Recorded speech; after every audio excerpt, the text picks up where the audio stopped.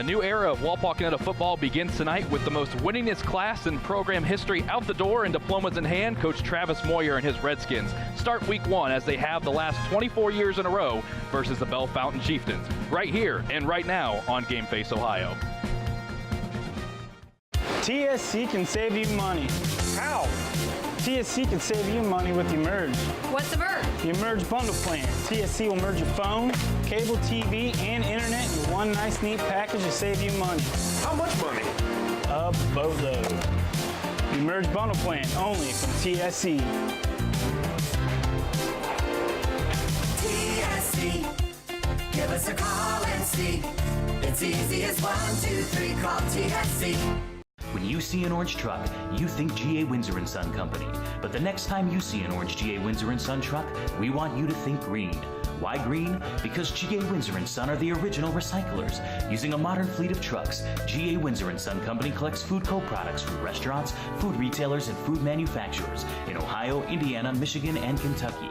These food co-products are used to manufacture quality livestock and pet care feed ingredients. So the next time you see an orange G.A. Windsor & Son truck, think green. Hello, Frost Roofing. Frost Roofing holds the same core values our company was founded upon nearly 9 decades ago. We proudly provide quality craftsmanship and top-notch service to each client we serve. We're licensed by several major roofing manufacturers to give you the right recommendations at the best value for your investment. With state-of-the-art equipment, cutting-edge technology, and our honest way of doing business, Frost Roofing is our area's preferred commercial roofing experts. To learn more, visit frost-roofing.com or call 419-739-ROOF.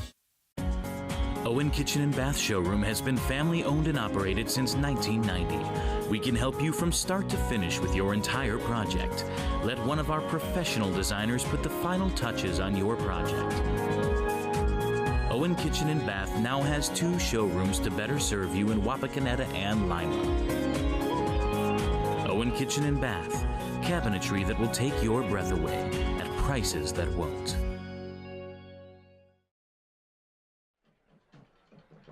We're here at Harmon Field, and we welcome you into the Minster Bank pregame show.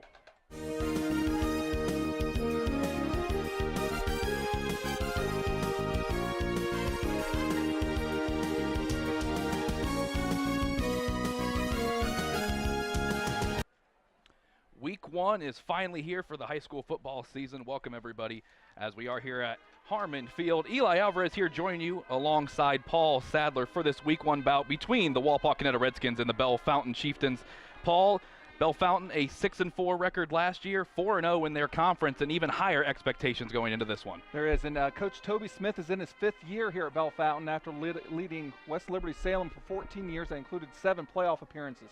He's only gotten the Chieftains once to the playoffs so far, but they are a program on the upswing, and a postseason berth is a definite possibility for this squad that has 21 seniors and a lot of talent returning on both sides of the ball. And looking at the home team in the Wapakoneta Redskins, they are a team coming off a 9-2 season, 8-1 in the Western Buckeye League, 3rd year in a row capturing the crown, and they're just expecting to do it again as they have the last 3 years. Yeah, unprecedented times here for the Redskins. As you mentioned off the top, they shared with the WBL title last year for the 3rd straight year. They've qualified for the playoffs all 4 the last year, so some winning streaks did end at the end of the year last year. They had a 33-game record WBL winning streak, a regular season winning streak of 36 games.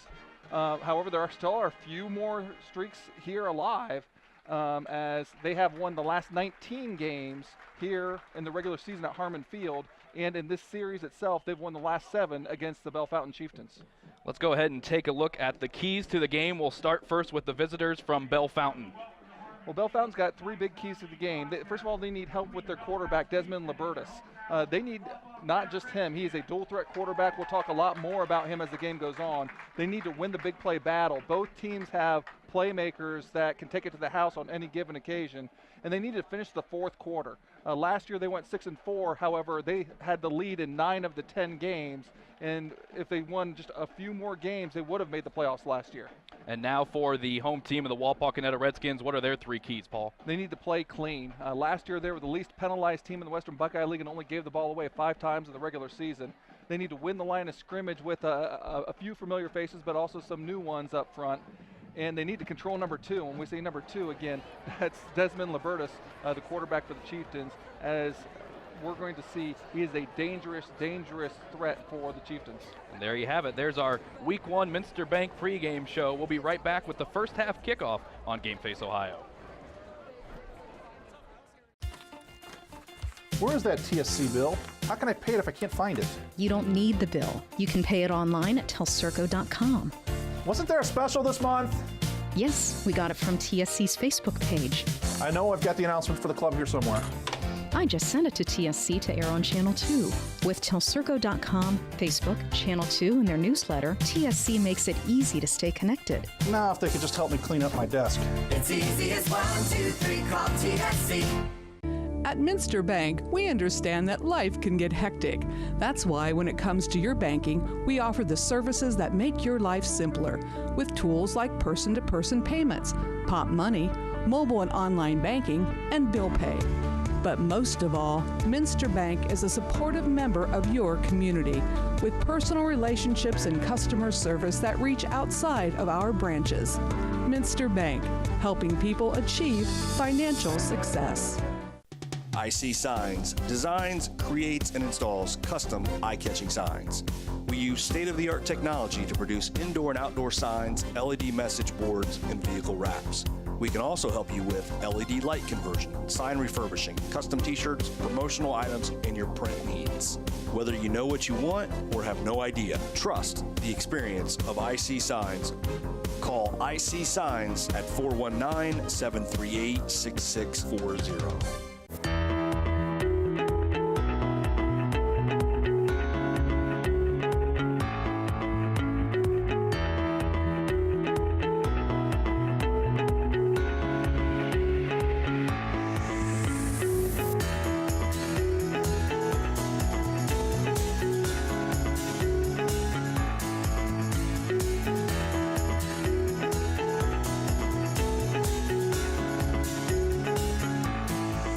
Welcome to TSC Touchdown Friday, brought to you by Telephone Service Company, G.A. Windsor & Son, Minster Bank, Owen Kitchen and Bath, Frost Roofing, Astro Lanes, Stolly Insurance, United Way of Allglaze County, Finkelmeyer Insurance Agency, Dad's Toy Shop, Wapakoneta Daily News,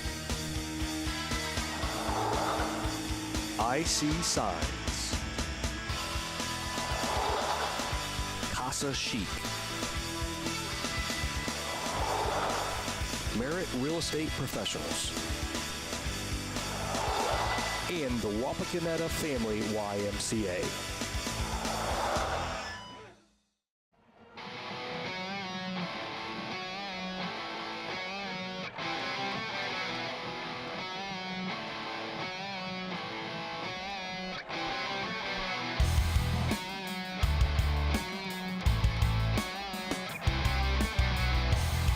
Back here as we're about to start Week 1 of the high school football season at Harmon Field, Wapak and Bellefontaine.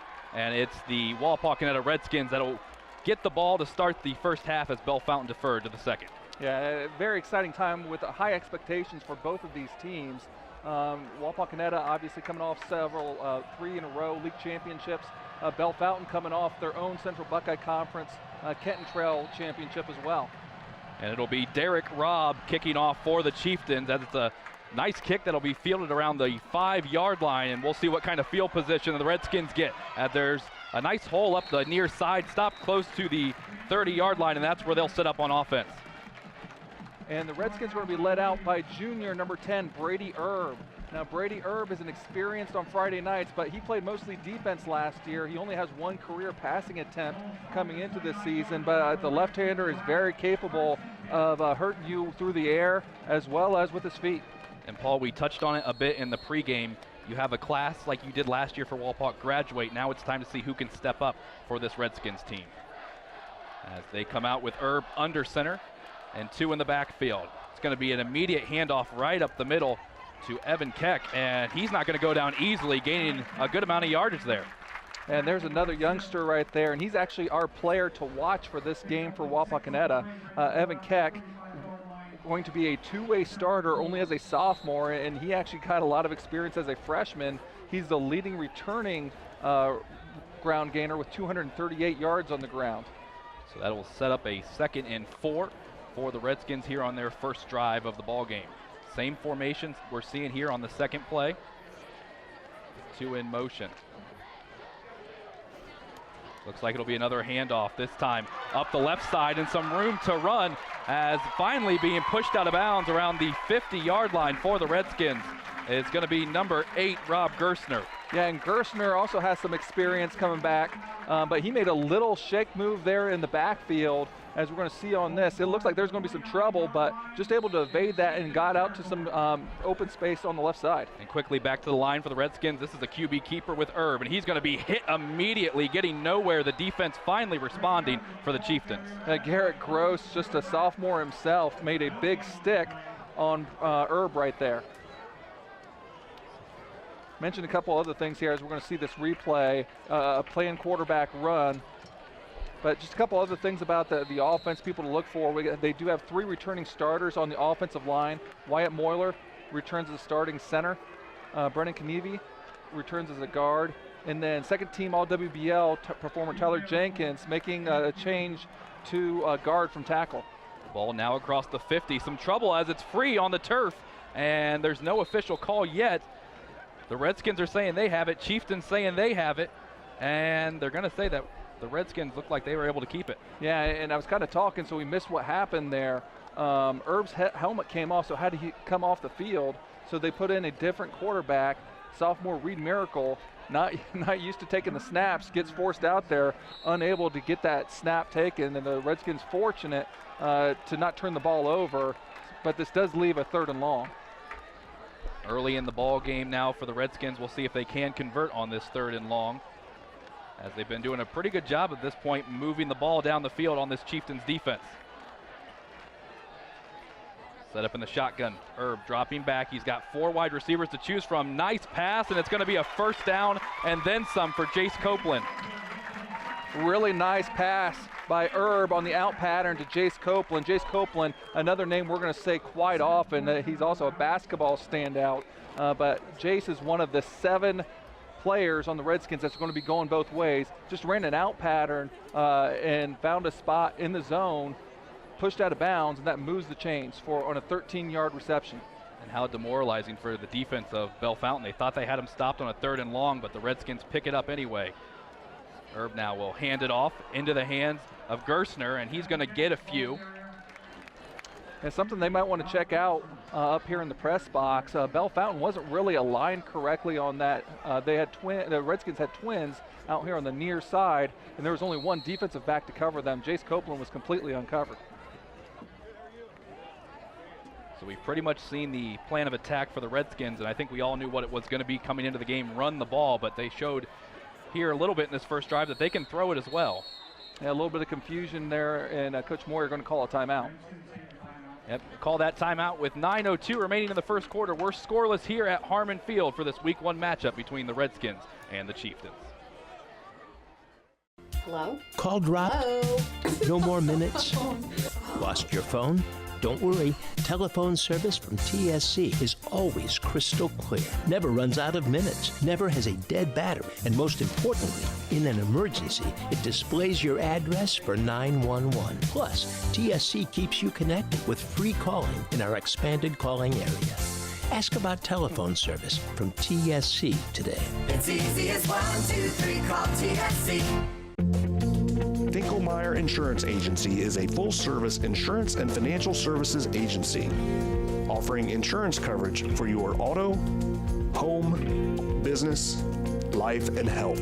Finkelmeyer Insurance Agency represents a carefully selected group of financially sound, reputable insurance companies to place your policy with a company offering the best coverage at the best price. Contact Finkelmeyer Insurance Agency at 419-739-4000. The Stolly Insurance Group, growing and looking out for you. Whether it's your personal insurance, business insurance, or life and health insurance, let Stolly Insurance look out for you. We're fortunate enough to represent over 50 different insurance companies. We have access to major insurance companies all over the country, so you will receive the best coverage for the best premiums. Stolly Insurance proudly represents Auto Owners Insurance Company and other fine companies. Stolly Insurance, looking out for you.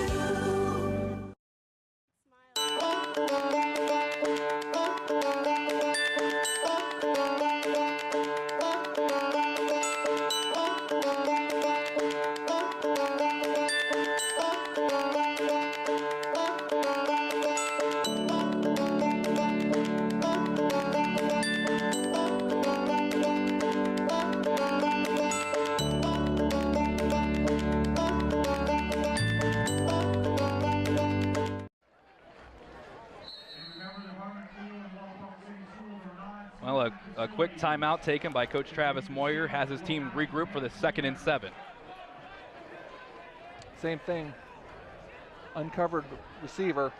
And that's going to be an incomplete pass. It was dangerously close to being a backwards pass as well. Yeah, and that's actually kind of what I alluded to. They're in the same formation that they were before, and Bellefontaine looked like they're going to get out of it and uncover Gibson in that time. So Coach Moore tried to adjust to him, but they couldn't connect on the little bubble pass.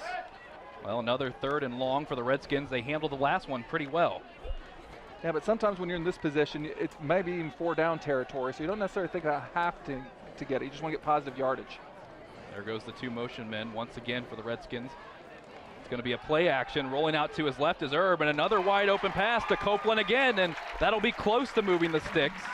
Yeah, it's a definite first down, and for the 2nd straight 3rd down, Erb to Copeland advances the chains for the Redskins. And once again on an out pattern, this time on the rollout. So Wapak showing their versatility here in this opening drive. So that one was good for 12 yards. Approaching the 8:30 mark here in the first quarter. As the Redskins keep on driving, a great first drive. They're looking to continue it here, but the defense stands tall, and knocked in the backfield is Evan Keck.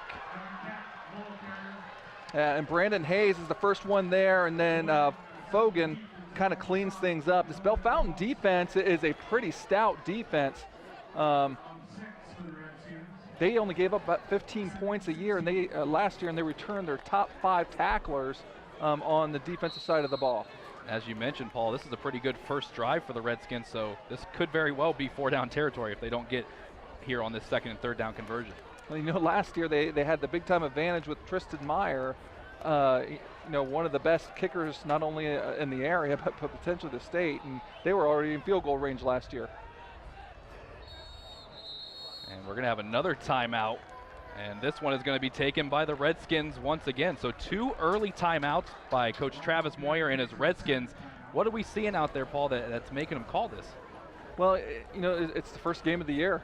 You know, it's the first time you're underneath the lights, and it really counts. And quite frankly, it's the first drive. You have a good thing going.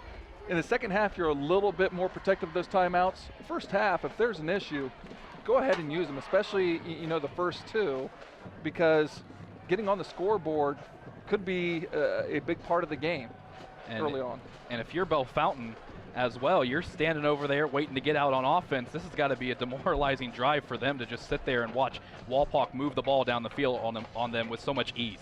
Well, you know, it's kind of the risk they take, you know, with deferring. You kind of look at it as a little bit their choice to do so. But yeah, you know, ideally you want to get that 3 and out, get the ball back, and get your high-powered offense on the field. But to do that first, the defense has to do what they're part of the job and get off the field. So far, the junior Brady Erb done a great job of orchestrating this first drive. Let's see if he can continue it on a 2nd and long. It's going to be a reverse, and coming up is Riley Gibson, and he got some good yardage to make it a 3rd and manageable. Yeah, that's that traditional inside counter that you see at wing tees.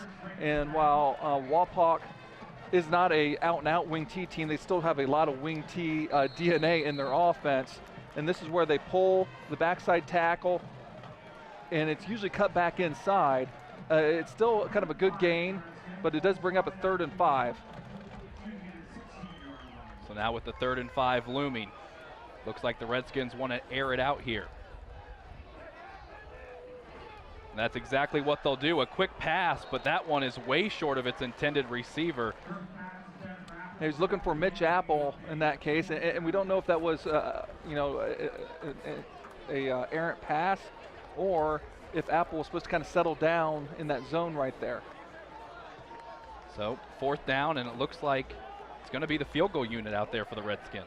And it looks like Luke Beach, the junior, is going to be the one to see if he can be the first person to score here in the 2017 season. Yep, no attempts for him last year, as we talked about with Meyer taking most of those duties.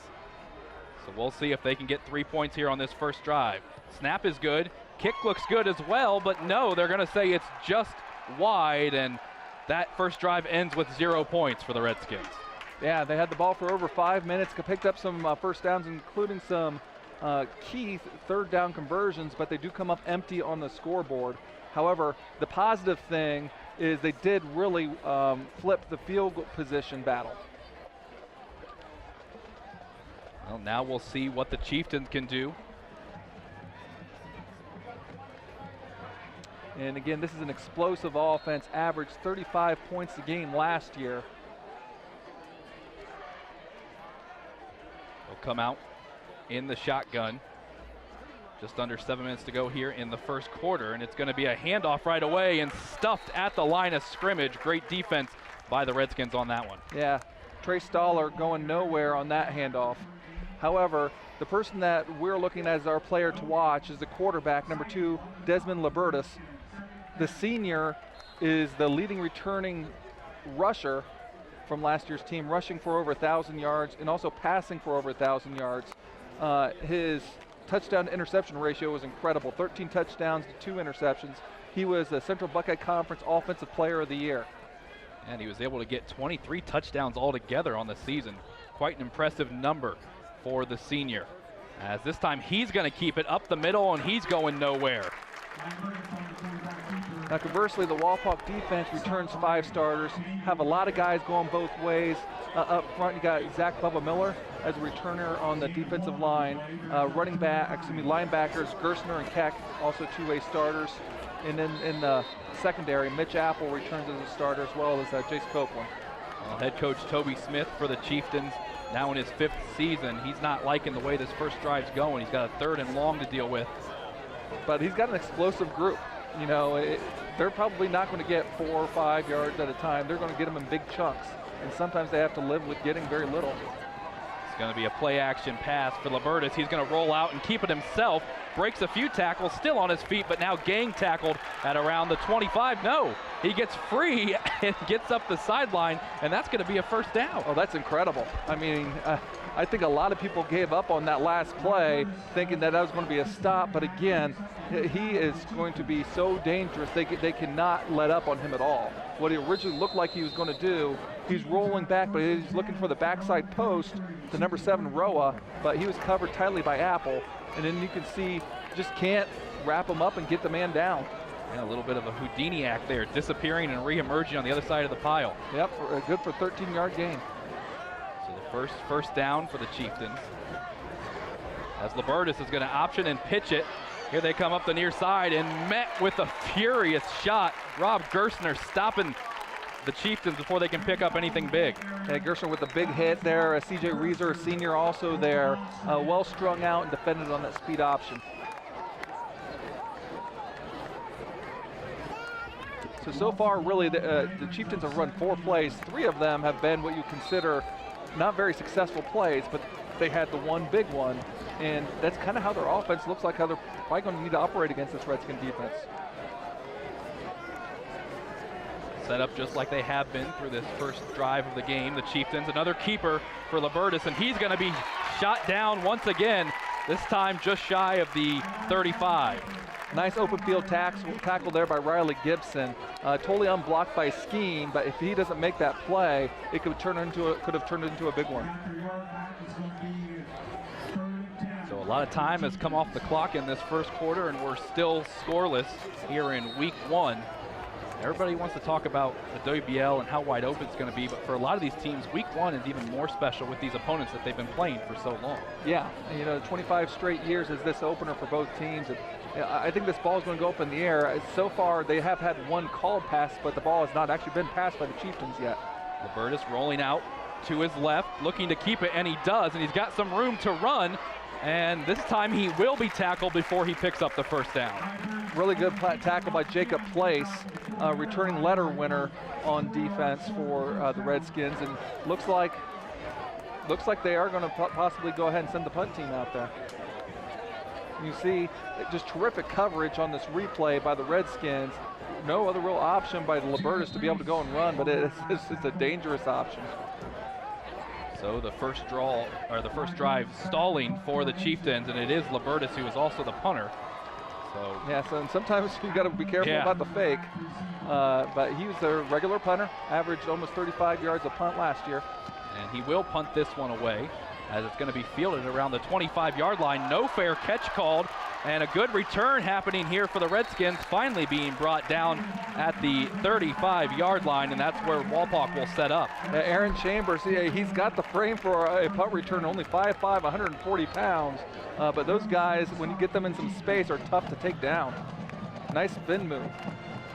So we'll see if the Redskins can pick up right where they left off on their last drive, as it ended with a missed field goal attempt. And conversely, where the Chieftains were going more for kind of famine, feast type of offense, the Redskins were trying to be more consistent and trying to get positive plays, 3 to 4 yards every single play so that they can get a 3rd and short. Brady Erb will hand it up on a dive play, and this one's not going to go for much. This time Bubba Miller with the carry. We'll see him, Gerstner, and Keck all kind of being the primary ball handlers. And then receivers who also work at wing backs in this situation, Gibson and then Copeland will also run the ball from time to time. And you got to remember that they have a lot of offense to have to replace.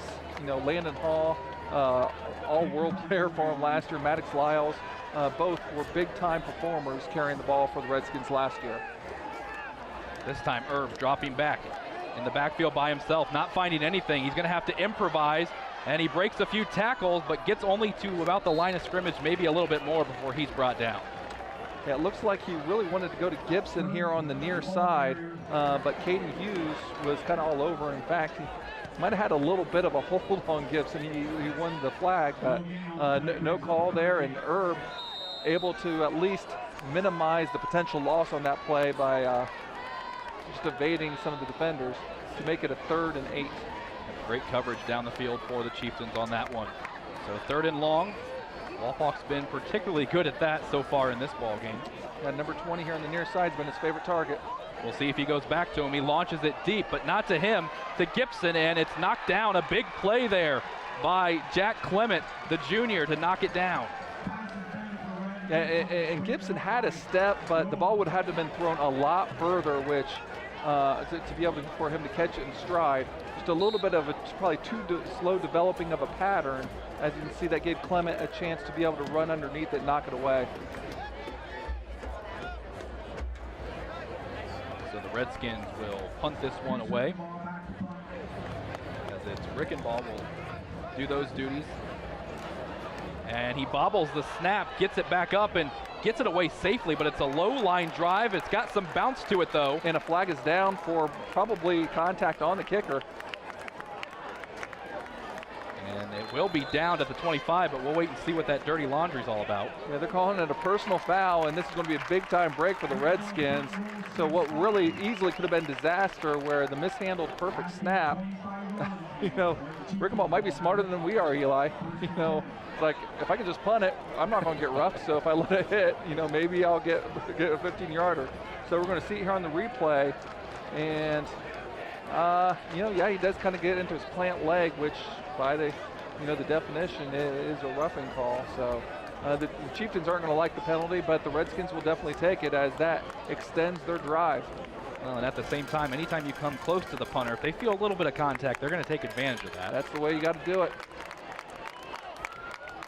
So that will keep the offense out there on the field. They get a second chance here as the first quarter is starting to wind down. Yeah, and you can see the Bellefontaine coach, Toby Smith, is just irate at that call. You know, still kind of giving the official, you know, his thoughts on it.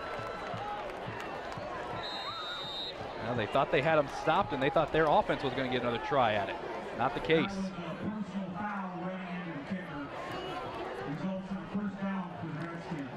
So for the second straight drive, the Redskins are in Chieftain territory. So it'll be Erb once again in the shotgun. This time he'll hand it off to Miller, and he's going to be stopped behind the line of scrimmage. Chasing that down from behind that time was number 72, Delmar Fogan, big 210-pound senior.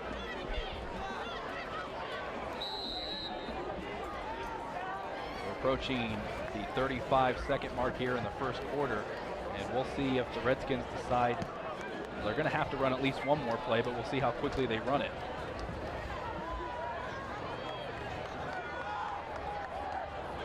Second and 12 now for Erb and his offense. He's going to keep it. Quick pass out into the flats. A nice block out there, but it might be a penalty for the block in the back, possibly going against Gibson.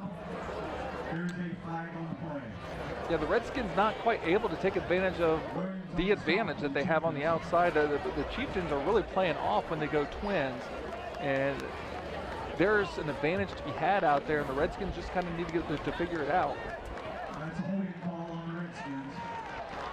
So they'll call it a holding. And that is Riley Gibson, the junior. And we're going to see the replay here of the probable hold. Yeah, didn't take very much, you know, but he definitely put his hand out there to try to slow him down and impede his progress.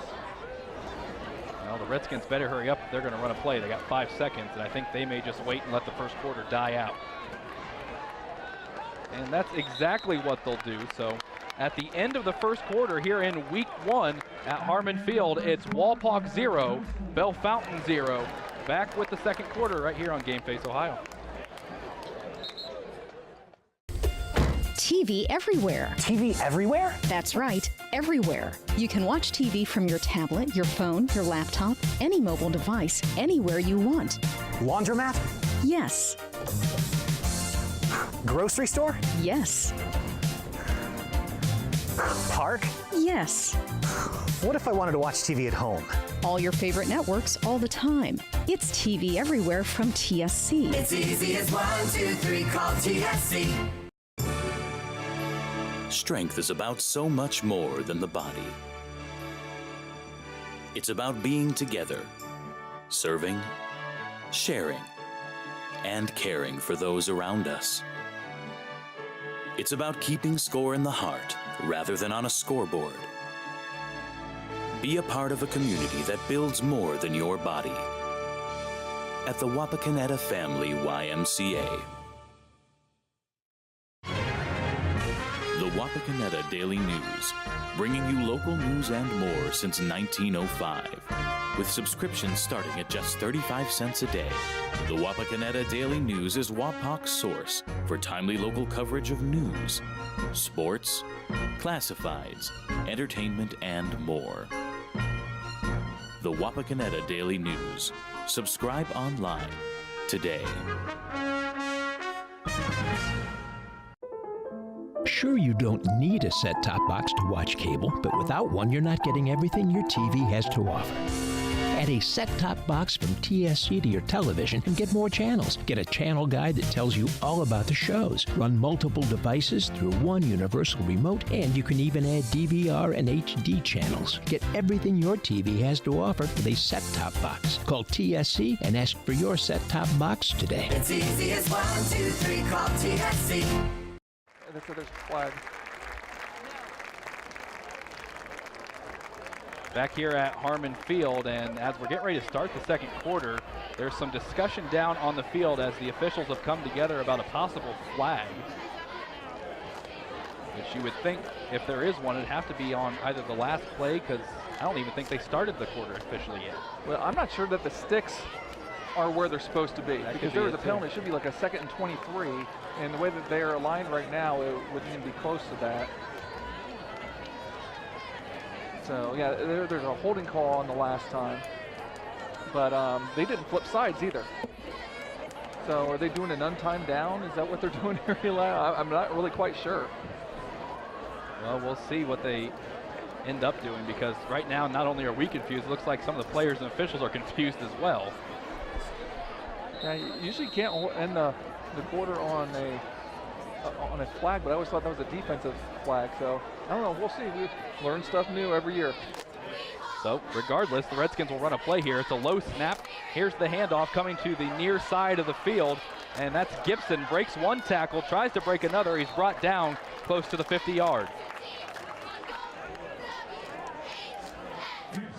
Okay, so that was a big play, and they're going to stop. And I believe that was actually now officially the last play of the first quarter, because I believe now that was going to be an untimed down.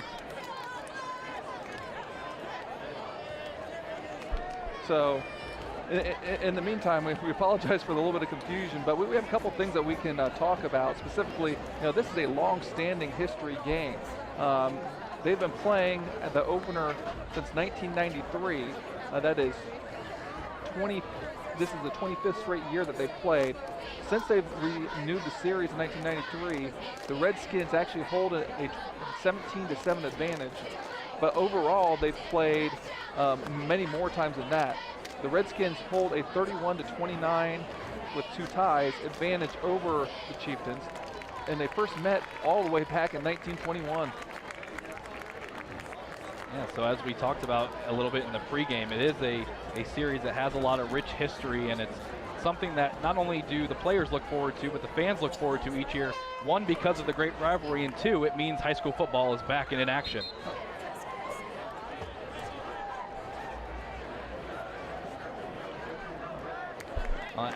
Astro Lanes, we want to thank them for the pizza, and our pizza sponsor tonight, as they just deliver some of the best pizza in the area. You can go ahead and give them a call. Right there is their number, or visit them on their Facebook page. And it's one of our favorite parts of the year. It's Pizza Friday. So now officially we can start the second quarter here at Harmon Field, and the teams have changed sides of the field. Herb is going to drop back. He's in trouble, pressured and brought down way behind the sticks. Yeah, they came with a blitz that time and didn't really have a whole lot of time to be able to adjust, but that was number 51, Anthony Snap, only a sophomore coming through, making the big play. So now a 4th and very long for the Redskins, and they're going to have to punt this one away. And you can see him coming off his block and be able to make the play by Snap. So last time we saw something interesting on this punt. As we await the snap, this one is cleanly fielded and punted away. A nice high punt. It's going to bounce around the 30-yard line and take a little bit of a roll, but basically stay put, and that's where it's going to be fielded as well. You know, we're at the 11:08 part of the second quarter, and this is only the second time that the Bellefontaine Chieftains explosive offense has been on the field. So, you know, I would say so far, even though they haven't scored, you know, that's a little bit of a win for the Redskins. And we have seen the glimpses from Desmond Libertus and how athletic he can be out there on the field at times, as he's really been the key to this offense so far. Yeah, and they've only had 6 snaps compared to Wapak, who have had 17 snaps so far from scrimmage. We'll see if the second quarter is a different story for the Chieftains. Here's the snap. It's going to be a quick pass out into the flats, and it's well read by the Wapak defense as they still try to bring the man down. The ball came loose, but I believe they blew the whistle. Yeah, the whistle was definitely dead there, as there's all sorts of people there. Gerstner actually ended up getting the tackle on the bubble screen, but they are, one of the things that this Redskin defense does have is a lot of team speed. As you can see coming up, that was actually C.J. Reeser, who was there initially, that slowed him down, let Gerstner be able to clean it up. So loss of 4 on that play. Bringing up the 2nd and 14. We'll see if Bellefontaine decides to air it out or if they try to keep it on the ground with their quarterback. Again, he has over 1,000 yards from last year in both those categories. He's going to pump fake one, deep, wide open, burnt his man, but he drops it. And that one into the hands of Caden Hughes and right out of it, and a penalty flag late. Yeah, Gibson's going to get flagged for a push right there at the end. You know, unfortunately for him, that's his second flag that he's gotten here in a short period of time with a holding call not that long ago.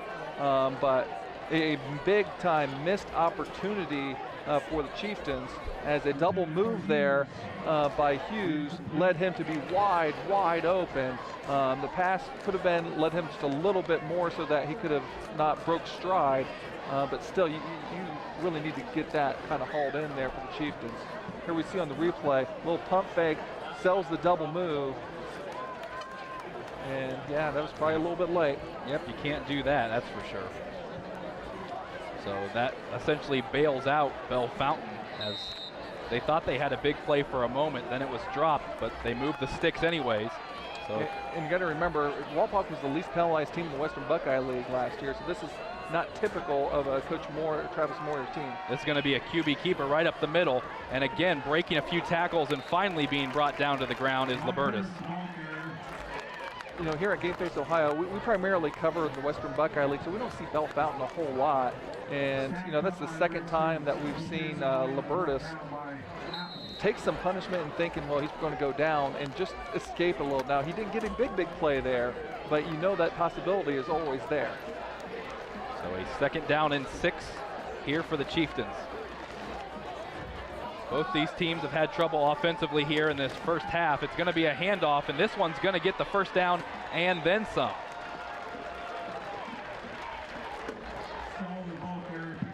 That would be number 23, Trey Sadler, that'll pick up the first down. So for the first time, the Bellefontaine Chieftains are now in Wapak territory on the little inside handoff. So ball right on the 50-yard line. And Bellefontaine looking to keep this drive going. Libertus in the backfield by himself. We'll see what he does. Now he brings a man in motion, but he keeps it anyways. Going up the far sideline, puts his shoulder down, and then he gets drugged back to the line of scrimmage. I know I mentioned it before, but I went to the Wapak scrimmage last week against Minster, and I was really taken at the total team speed on defense by the Redskins. They're not as big as they've been over the last few years, but they might be just as fast. So ball marked just across the 50 now this time, so he maybe got half a yard. As it's going to be Libertus once again by himself. And again, sending a man in motion. This time all the way across the formation. He looks for another quick pass out into the flats, and now trying to make a move, and a great tackle down by the feet for Mitchell Apple.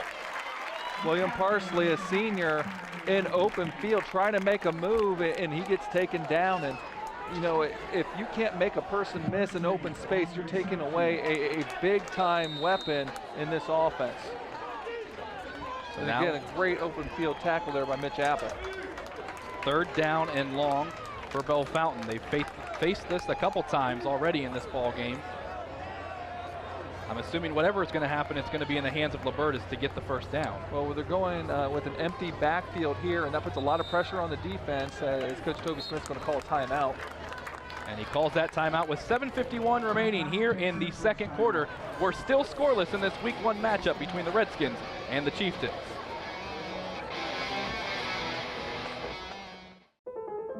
Sure, you don't need a set-top box to watch cable, but without one, you're not getting everything your TV has to offer.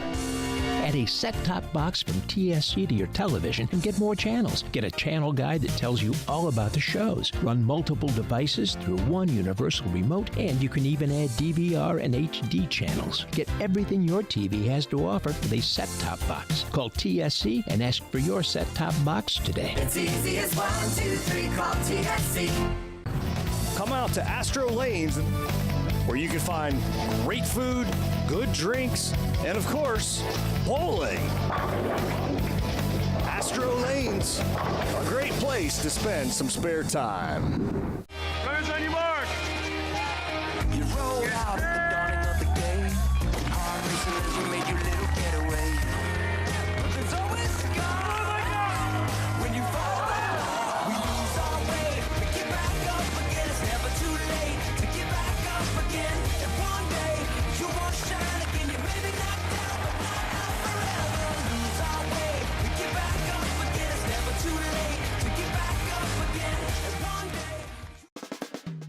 Stars and Stripes Graphics is your local screen printer located just east of the St. Mary's Memorial High School. Visit our showroom for all things Rough Rider, including jackets, sweatshirts, hats, sweatpants, ball caps, and more. We also carry items for New Knoxville Rangers and select collegiate gear for Ohio State and Michigan. Stars and Stripes Graphics, your local screen printer. Come out to Astro Lanes, where you can find great food, good drinks, and of course, bowling. Astro Lanes, a great place to spend some spare time. So a big third down right here, and again, they're going empty backfield, puts a lot of pressure on the Redskin defense because you have to cover 5 receivers, but you also have a dangerous ball carrier with the ball in his hands with the quarterback. In case he can't find somebody, he can just tuck it and run. Libertus will keep it up the middle. He has to make a few moves, and he breaks a few tackles, but he'll be stopped well short of the chains. He is, but it is now kind of an interesting decision because it's going to be a 4th and 4. You're inside the 45-yard line of the Redskins, but it is a 0-0 game, and it looks like Coach Smith's going to opt to put the punt team in. It looks like they'll be swapping field position instead of points on this one. Yes, but again, once again, anytime you put an athlete there as the punter, you can't just take for granted he's going to kick it. So it'll be Chambers back to receive alongside Mitch Apple. Libertus again doing the punting duties, and he's going to roll out. It is a fake punt. He rolls to his right and finds a man, but it's deflected, and a great job for the big paws of Rob Gerstner to knock that one down. And again, putting a lot of pressure, running a fake punt. They didn't really try to disguise it very well, so Redskins were on to the fake right away. But still, he rolled to the right, and there looked to be some separation for the receiver. I believe it was Caden Hughes that he was looking for, but there wasn't enough arc put on it. Here we're going to see a good look at it. Yeah, it wasn't Hughes, but Gerstner able to knock it down. They were actually looking for Jacob Boy. But still, a big 4th down stop by, technically, the Redskins special teams, and gives the offense great field position. So here comes that offense setting up with Erb. He'll hand it off into the hands of Gerstner, the man who just made the big play, and he's going to be tackled by the toe down at the 40-yard line, losing significant yardage. Yeah, and Garrett Gross gets the tackle, but it was penetration by some other players that really made that a tough play and made it into a loss. When you're going horizontal and going east and west, the thing that you can't do is give up penetration. The Redskins now they've had quite a few plays where they've run behind the chains here in this first half. This is going to be a dive play right up the middle, lowering his shoulder and getting the first down is Evan Keck, and what an aggressive play there by the sophomore. Well, Keck is supposed to be our player to watch, and we see so right there. He is a tough little dude. I don't want to call him little. Let's call him a tough dude. You don't see too many sophomores with big, long hair like that. You got to be a tough kid, as he just ran over for that 19-yard gain. Yeah, his locks flowing in the back of his head and everything on that run, as this is going to be a dive play right up the middle as well. Actually, I believe it's a fumbled snap. Is it a fumble? Well, here we go again. We'll see. Both teams saying they have it. No official call made yet. Well, the officials wear black and white, not red, and so, and again, the Redskins, for the second time fortunate in this game, come up with the fumble, although they're still fighting for it over there, but the officials are letting them know, hey, we made our decision already, you might as well get up. Well, and we spoke on it a little bit earlier. You talked about the discipline of last year's team and how good they were with not turning the ball over, not committing penalties. It's to be expected with a group like this to maybe have a few here in week 1. Well, just everyone around. I mean, there's still 17-year-old kids out there. They've only been practicing for a few weeks, and this is why it's kind of nice to play non-conference games right away. I mean, they're important to win, but still, you're trying to learn something about your team yet. Erb will hand it off, this time to Miller. Miller close to the chains as he's rumbling, bumbling, stumbling down to the 30-yard line. I failed to mention that fumble snap gave them a 3-yard gain, which you don't always see. But this time, Bubba able to take that down all the way to within a yard of the change for the first down. 3rd and 1. Is this 4-down territory for the Redskins? Oh, I would think so. We'll see if they can get it on this one as Herb comes out from under the center, looks to the sideline. Yeah, tried to see if they get a cheapie with the hard count there to begin with. Now he'll snap it, hands it off into the hands of Gerstner, and he's free down the sideline. A man dragging onto him by his coattails, and he's going to get down to about the 2-yard line.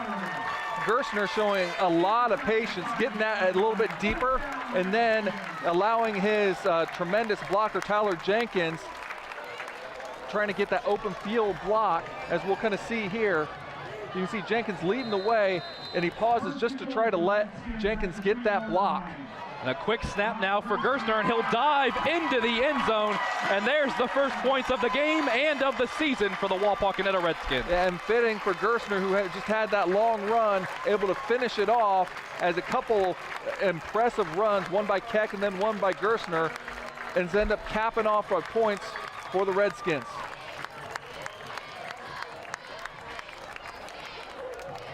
So an early touchdown, well, not early, but midway through the game, a touchdown finally for the Wapakoneta Redskins. And we'll see if they can cap it off with the PAT. This one's up, and this time they say it's good. So 7-0 is our score with 4:12 remaining in this first half of play from Harmon Field. Redskins answer the call first.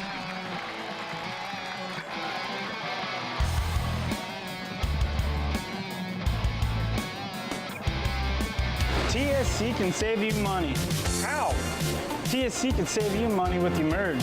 What's Emerge? The Emerge bundle plan. TSC will merge your phone, cable TV, and internet in one nice, neat package to save you money. How much money? A boatload. The Emerge bundle plan, only from TSC. TSC, give us a call and see. It's easy as 1, 2, 3, call TSC. When you see an orange truck, you think GA Windsor & Son Company. But the next time you see an orange GA Windsor & Son truck, we want you to think green. Why green? Because GA Windsor & Son are the original recyclers. Using a modern fleet of trucks, GA Windsor & Son Company collects food co-products from restaurants, food retailers, and food manufacturers in Ohio, Indiana, Michigan, and Kentucky. These food co-products are used to manufacture quality livestock and pet care feed ingredients. So the next time you see an orange GA Windsor & Son truck, think green. Hello, Frost Roofing. Frost Roofing holds the same core values our company was founded upon nearly 9 decades ago. We proudly provide quality craftsmanship and top-notch service to each client we serve. We're licensed by several major roofing manufacturers to give you the right recommendations at the best value for your investment. With state-of-the-art equipment, cutting-edge technology, and our honest way of doing business, Frost Roofing is our area's preferred commercial roofing experts. To learn more, visit frost-roofing.com or call 419-739-ROOF. Owen Kitchen & Bath Showroom has been family owned and operated since 1990. We can help you from start to finish with your entire project. Let one of our professional designers put the final touches on your project. Owen Kitchen & Bath now has 2 showrooms to better serve you in Wapakoneta and Lima. Owen Kitchen & Bath, cabinetry that will take your breath away at prices that won't.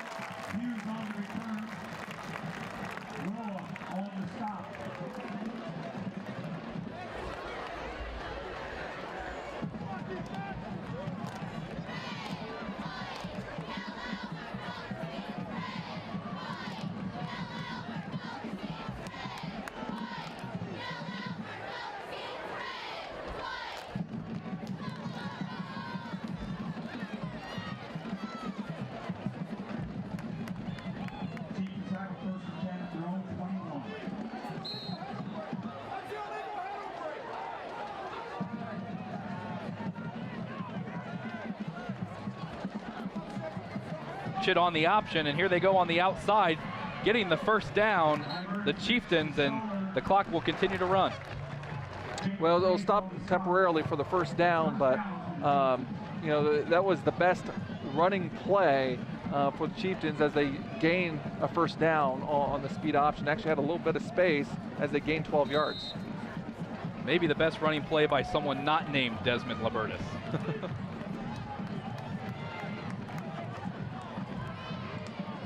As he once again is set up in that shotgun, gives him some more time to read the defense, and he'll hand it off this time straight up the middle. Decent gain will set up about a 2nd and 5. Yeah, instead of going backwards, you know, he was able to kind of push it forward. So, you know, maybe trying to establish something on the ground here are the Chieftains. And, you know, there's plenty of time. You know, it's 3.5 minutes left, but clock stops when you get first downs, you get 2 timeouts. You know, the biggest thing is you just keep running your offense and get positive plays, move the chains. As we approach that 3-minute mark here in the second quarter, it's Libertus again looking to the sideline for the play call. Fakes the handoff, keeps it himself, going up the far sideline, and he's going to be brought down right around that line of scrimmage. Yeah, really stretched out there by the Redskins, doing a nice job. You know, I'm a little interested of how committed to the ground Bellefontaine is. They've run 16 plays, 12 of them have been on the ground, only 4 have reached the air. For a team that looks like they're kind of balanced yards-wise, we're not really seeing a whole lot. And really, they have negative yards passing because of that one screen pass. So a 3rd and 4 now for Coach Toby Smith and his offense. Libertus again sending a man in motion. He'll hand it off to the motion man this time, and it'll be close to the first down. It looks like they'll move the sticks. Yeah, and Miller actually looks like he could have got the play right in the backfield, but he was able to just get his momentum and his pads going forward enough to be able to move the chains, and that's a big 3rd down conversion for Bellefontaine. Well, and besides Libertus, we're seeing a healthy dose of a lot of other players offensively for Bellefontaine get a chance to run the ball. We are, and again, it's running the ball a lot. You know, I was expecting to see a little bit more passing, or at least threat of passing. Libertus, empty backfield, looking to his right, nothing there. He's going to have to scramble, trying to make something out of nothing. He's still moving around back there, and my goodness, he's getting free. Here he goes across the line of scrimmage, past the first down, spinning and getting out of bounds close to the 40-yard line. You know, when I said what I expected to see, I hate to say, that's kind of what I was expecting to see a little bit. You know, that's remnants of, you know, a Matty Mock type play for those of you who remember Kenton from about 10 years ago. Even on this field, he did something like this, doing the same way, where he scrambled back about 20 yards and then just come up and make a play. And great scramble by Libertus of 14 yards. Well, if they don't remember Matty Mock, they'll remember at least another Mock. There was about 20 of them over there. First down is picked up. 1:45 now until the halftime break. See if Bellefontaine can make something out of this. It'll be another pitch play off to the left. Nice stiff arm, and here comes the Chieftains up the sideline, and breaking free and moving the chains is Trey Sadler. Yeah, and that was different than what we saw in the earlier drives. Jace Copeland was right there one-on-one and was not able to make the play, and when you can't make that open field play, here we see on the replay again, Copeland's just right there, and he sidesteps him, and a nice run there by Sadler of 18 yards. Knocking on the door of the red zone right now are the Chieftains. Approaching a minute to go. And still no panic or sense of, although there's a timeout now by the Chieftains. So head coach Toby Smith decides to take a timeout with 1:18 to go until the halftime break. 7-0 Redskins on top, and if you're Coach Smith, Paul, you got to be thinking of not only what plays am I running, but how much time am I going to have to run it with that short amount left on the clock. It is, and I think he would have preferred not to have to use his timeout in that situation. If they could have just ran their play and still have 2 timeouts in their pocket, you're not too worried. You still have at least one, but you kind of like to keep that last one for an emergency. So you don't want to have too many negative plays here. You can probably stomach one on incomplete passes. You know, that stops the clock, so that's not a big deal either. But more importantly, the Chieftains got to feel good, even though they haven't scored or put any points up yet, is they've established that they can run the ball a little bit. They've got their mojo on this drive running the ball. So they're out of the timeout. We'll see what they drew up in the huddle, as they've got a fresh set of downs to work with the ball at the 24-yard line. And Sadler is someone to look for because he's been carrying the load on the ground for the Chieftains. Alvarez in the backfield by himself. It's a full-on pass. Wide open down the middle of the field, but he short throws it, and it's knocked down at the goal line. Yeah, it looked like he was going for Tommy Bessler, just running the seam route down the middle. He got one-on-one coverage with Keck from the middle linebacker, which you'll usually take, but the ball was a little bit underthrown. As you can see, comes from the tight end position, just going straight down the field. And he had a step and he had some height on him, but the ball's got to be thrown further. And with that 4-3 defense, it's nice to have speedy linebackers like Keck. Sure. So Alvarez will try it again on second down. Not much time ran off the clock. And he's in the same formation, looking to pass all the way wide open on the far side of the field. And he's not going to get out of bounds, and he's going to be gang tackled around the 20-yard line. And if you're going to complete passes in this situation, that's the type of pass that they want to allow, where you're going to be tackled inbounds, you're going to get about 5-6 yards. That's not going to kill you, but the clock's going to continue to run. And Garrett Gross on the reception there for Bellefontaine. As that clock continues to run, 45 seconds now remaining in the second quarter, and the officials are going to stop time, and looks like a timeout called by the Redskins. So 7-0 with 40 seconds to go here in this second quarter. Redskins on top. Where is that TSC bill? How can I pay it if I can't find it? You don't need the bill. You can pay it online at telcirco.com. Wasn't there a special this month? Yes, we got it from TSC's Facebook page. I know I've got the announcement for the club here somewhere. I just sent it to TSC to air on Channel 2. With telcirco.com, Facebook, Channel 2, and their newsletter, TSC makes it easy to stay connected. Now, if they could just help me clean up my desk. It's easy as 1, 2, 3, call TSC. At Minster Bank, we understand that life can get hectic. That's why when it comes to your banking, we offer the services that make your life simpler, with tools like person-to-person payments, Pop Money, mobile and online banking, and bill pay. But most of all, Minster Bank is a supportive member of your community, with personal relationships and customer service that reach outside of our branches. Minster Bank, helping people achieve financial success. IC Signs designs, creates, and installs custom eye-catching signs. We use state-of-the-art technology to produce indoor and outdoor signs, LED message boards, and vehicle wraps. We can also help you with LED light conversion, sign refurbishing, custom t-shirts, promotional items, and your print needs. Whether you know what you want or have no idea, trust the experience of IC Signs. Call IC Signs at 419-738-6640.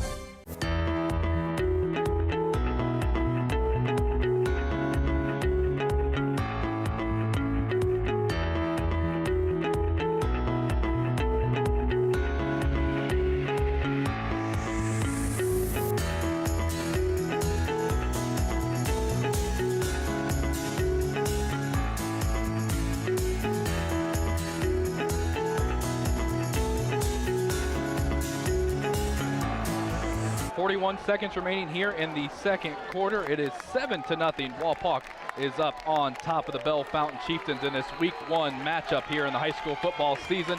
And the Chieftains are knocking on the doorstep of the goal line. They're in the red zone here on this 3rd down and 4. Alvarez been dominant all night. He'll keep it and try to move the chains, but it looks like he's going to be dropped, maybe short. We'll see where they spot him. It's going to be really close. I think he is just barely short. They're calling it for a 4th down. Clock's still moving. They do have 1 timeout left. Be interested to see what they do. And it looks like they will use that timeout with 22 seconds to go. And that's when it would be nice to have that other timeout at your disposal. If you had another timeout at your disposal, I'd be very tempted to, well, let's go for this. If we pick it up, you know, we can spike it and we can run a couple more plays as we see this replay here of the scramble going up the middle. It just makes things tough. Nice tackle by Colin Goulet. But, you know, with no timeouts left, if you go for it and pick it up, you know, you're very limited where you might end up with no plays. If you have a field goal kicker, I think you kick it. But, you know, this is not a gimme range whatsoever, and it looks like Coach Smith's going to leave his offense out there, which is pretty understandable. And obviously, with the clock stopping, if they get a first down, they can afford to run or pass the ball here. Correct. Well, on fourth down, it doesn't matter because the clock's going to stop. Either you're picking up a first down or turnover. So we'll see what Coach Smith decides. 22 seconds to go.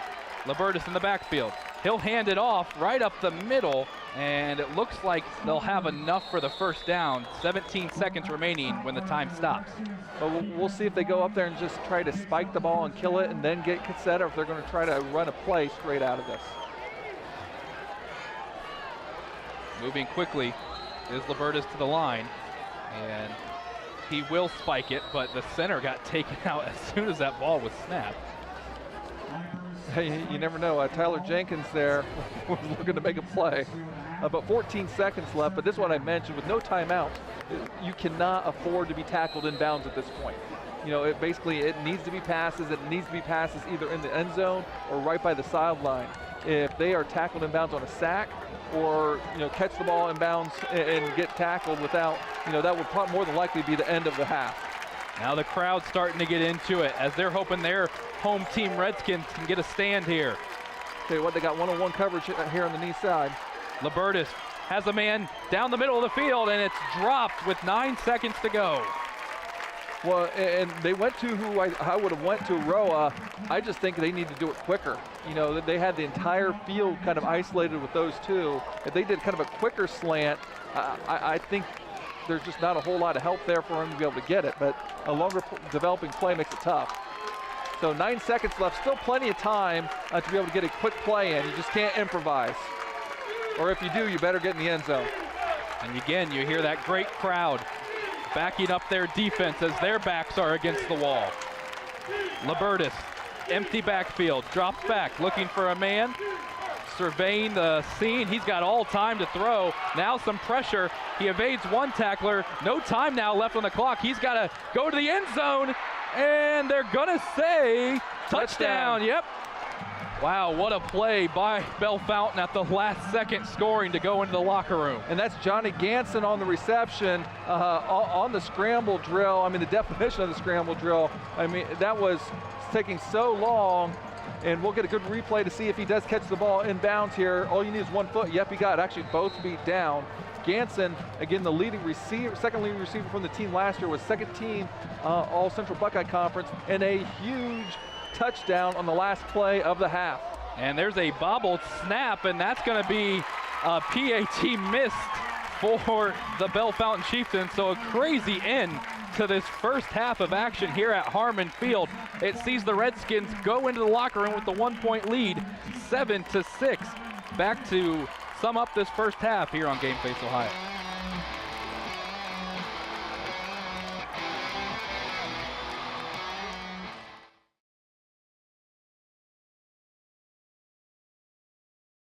Hello? Call dropped? Hello? No more minutes? Lost your phone? Don't worry. Telephone service from TSC is always crystal clear. Never runs out of minutes. Never has a dead battery. And most importantly, in an emergency, it displays your address for 911. Plus, TSC keeps you connected with free calling in our expanded calling area. Ask about telephone service from TSC today. It's easy as 1, 2, 3, call TSC. Finkelmeyer Insurance Agency is a full-service insurance and financial services agency offering insurance coverage for your auto, home, business, life, and health. Finkelmeyer Insurance Agency represents a carefully selected group of financially sound, reputable insurance companies to place your policy with a company offering the best coverage at the best price. Contact Finkelmeyer Insurance Agency at 419-739-4000. The Stolly Insurance Group, growing and looking out for you. Whether it's your personal insurance, business insurance, or life and health insurance, let Stolly Insurance look out for you. We're fortunate enough to represent over 50 different insurance companies. We have access to major insurance companies all over the country, so you will receive the best coverage for the best premiums. Stolly Insurance proudly represents Auto Owners Insurance Company and other fine companies. Stolly Insurance, looking out for you.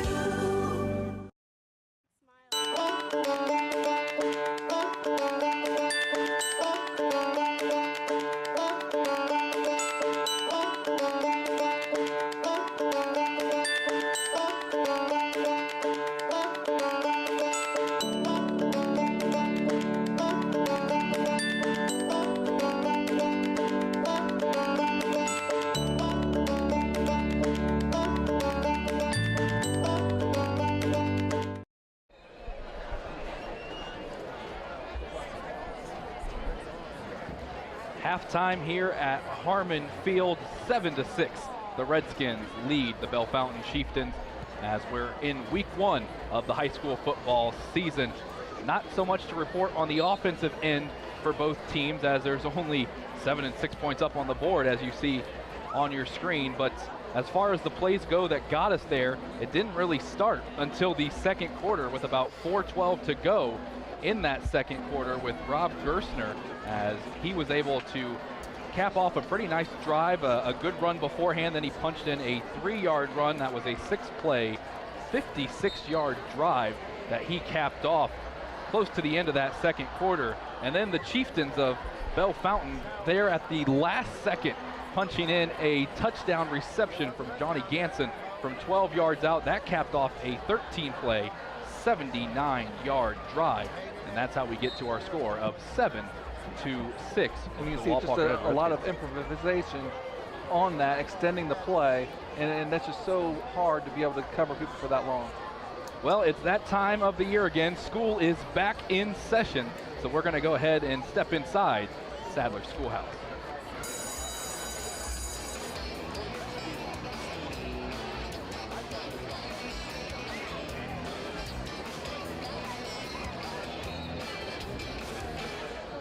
And what we're going to look at is the play before the touchdown, where there's a big 19-yard run by Rob Gessner. What we're going to see here is on the right-hand side, a lot of blocking going over here, and unfortunately the telestrator just went down, so I'll just explain it. The right-hand side is going to go ahead and base block and down block. Specifically, the inside people, Brendan Knievy and Devin McBride, are going to double team their guy, and then the wing back and tight end, Colin Goulet and Jace Copeland are going to block down. And then from the back side, Tyler Jenkins is going to pull from the back side, and the fullback, Bubba, is going to go ahead and lead block. Let's go ahead and move it to the other look and go ahead and just kind of move this slowly to begin with. Here we can see the big time collisions and the down blocking going on. And then if we pause it right here, you can see the big block that's going to happen by Zach Miller right there. Gerstner following Jenkins as we go ahead and move it again. As Jenkins looks inside first, then goes to the outside to find his next threatened other colored jersey. Gerstner showing a little bit of patience to allow that block to take place, and then as we were just running it all the way through, he's able to then go ahead, get a little bit of separation, get all the way down to the 3-yard line. A pretty lengthy summer vacation, but the schoolhouse not as rusty as you may think it is. A little bit rusty with the telestrator, but you know, it'd be kind of nice if that worked. But we, you know, working out some of the kinks here in week 1. Let's look at a little bit of the stats. We'll start with individual stats. Bellefontaine on the ground, pretty good balance, where Stoller has 50 yards, Libertas has 49 yards. Libertas only 4 for 9 passing for only 14 yards, but one of those is obviously the big touchdown, although the big missed extra point. Over for Wapak, Gerstner leads away with 47 yards on the ground, and Gibson with 21 yards on the ground. And then Erb only 2 for 5 passing for 25 yards. Looking towards the team statistics, overall, Wapak has a slight edge in terms of rushing, but they are dead even in net yards at 113 each. Well, both teams back out onto the field, and Bellefontaine will get the ball to start the second half. We'll be back with that second half action here on Game Face Ohio.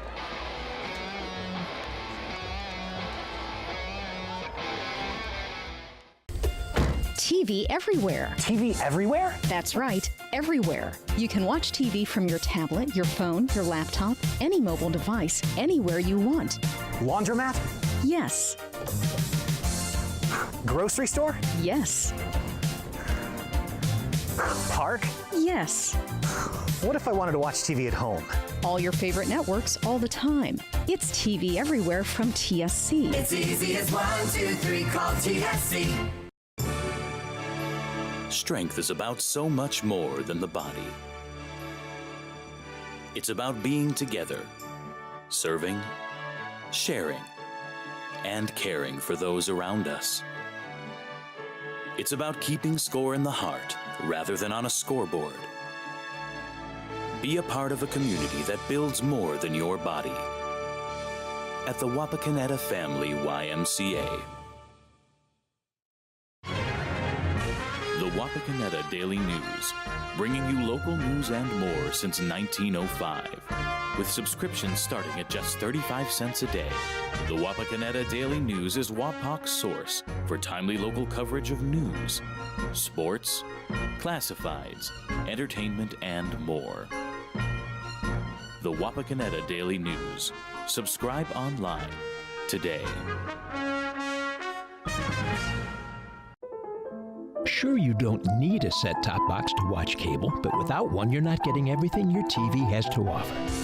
Add a set-top box from TSC to your television and get more channels. Get a channel guide that tells you all about the shows. Run multiple devices through one universal remote, and you can even add DVR and HD channels. Get everything your TV has to offer with a set-top box. Call TSC and ask for your set-top box today. It's easy as 1, 2, 3, call TSC. Second half of action getting ready to get started here at Harmon Field. A beautiful night for week 1 of the high school football season. Redskins lead it 7-6 as we get things started here. And the Chieftains, their decision to defer, this is kind of what you do it for. You get a little bit of momentum at the end of the second quarter, and then you come right back and get the ball to start here in the third quarter, see if you can build on that momentum. And it'll be the junior, Luke Beach, to tee it up and kick it off. And appropriately enough, a beach theme there by the student section. Coincidence, we'll go with coincidence on that. As this is a nice high kick, it's going to be fielded around the 10-yard line by Hughes, and he's been dangerous, and he's showing why. He breaks the tackle, he's up the middle of the field, now breaks to the left, and finally being brought down across the 50-yard line. That's going to set up the Chieftains in great field position. And that's building on that momentum. With that return, C.J. Reeser with a touchdown-saving tackle coming from behind, and a great start on that special teams run back by the Chieftains. Caden Hughes really making his impression on this game so far. Done a great job in special teams, and he's been really locking up and doing a great job at cornerback on defense. Libertus had himself a nice first half. He's looking to keep that going here in the second. He'll have the first crack of things on offense. As he'll send a man in motion and hand it off, going up the far side of the field, breaking a few tackles, coming close to the chains, being knocked back just short of it, and out of bounds is William Parsley.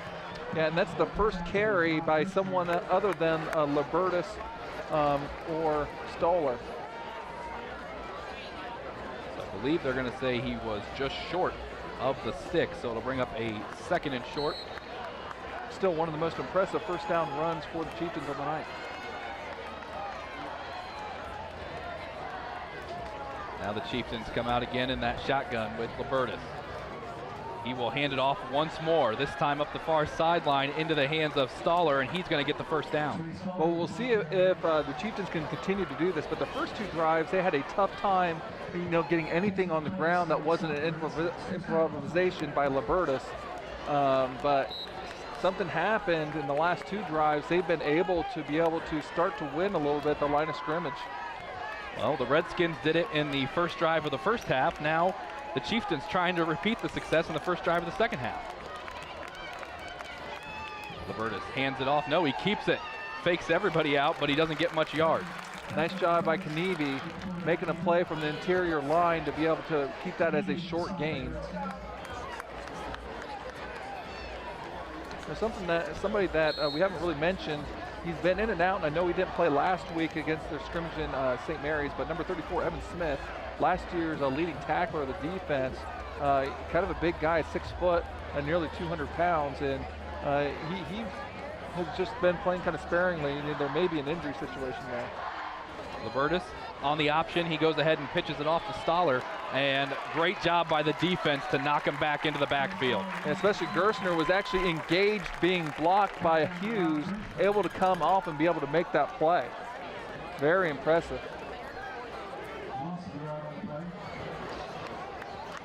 So that'll bring up a 3rd and 10, and this is about where we saw in Walpock's first drive where they started to stall. We'll see if the Chieftains can get something big here. And again, no reason to panic. You know, you're inside the 35-yard line. You're more than likely not going to punt here unless something majorly bad happens. So, you know, try to get positive yardage and set yourself up for a 4th and manageable. Again, spreading the defense out. And a timeout's going to be called by Coach Smith as he's not liking what he's seeing, and we're just barely into this 3rd quarter of play. You talked about not much pressure right now on the Chieftains to get points, but at some point that pressure is going to become real, so you might as well get some points when you can. Well, again, you know, by scoring right there at the end of the half, I mean, the biggest thing by missing the extra point, you're not tied. You are still losing, but you're going to have to score at some point, but it doesn't have to be this drive. But you had a tremendous 40-yard return on the kickoff. You had a couple very positive running plays to start off with the drive. Now it's bogged down by a couple plays, but still, you're in really good position. You're down 1 point on the road here to start the second half. You have great field position.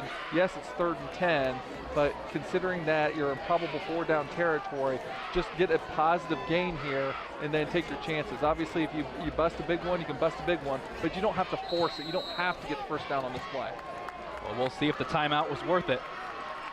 Chieftains come back out of the huddle. Libertis rolling to his right, looking for a receiver, scanning the field, maybe going to go back across his body. Right now, nothing, trying to make something of it, still in trouble, using his feet, and he's going to be brought down well behind the line of scrimmage. And again, we saw this on the very first drive where he's rolling to the right and he was really looking for the back post, but it wasn't open. And then when he rolled and wanted to improvise, he was in the short side of the field, and the Redskins able to actually finally be able to kind of pin him down. That time it was Bubba Miller with the sack, and because of the negative play, it looks like they are going to send the punt team out there. But you can see he almost was able to split it, but Keck would have been there to be able to make the play if Miller didn't make it. Gibson will be back with Chambers to receive this punt from Libertis. And he will punt it this time. It's a low line drive that bounces it around the 15, fielded by Gibson dangerously, but he controls it, stiff arm, and a flag comes flying in before he's knocked out of bounds. And in the general rule of thumb, you don't want to be able to, you don't want to field the punt with inside the 10. That was actually inside the 5, did not get to the 20, plus there's a flag down. So the Redskins going to get really poor field position.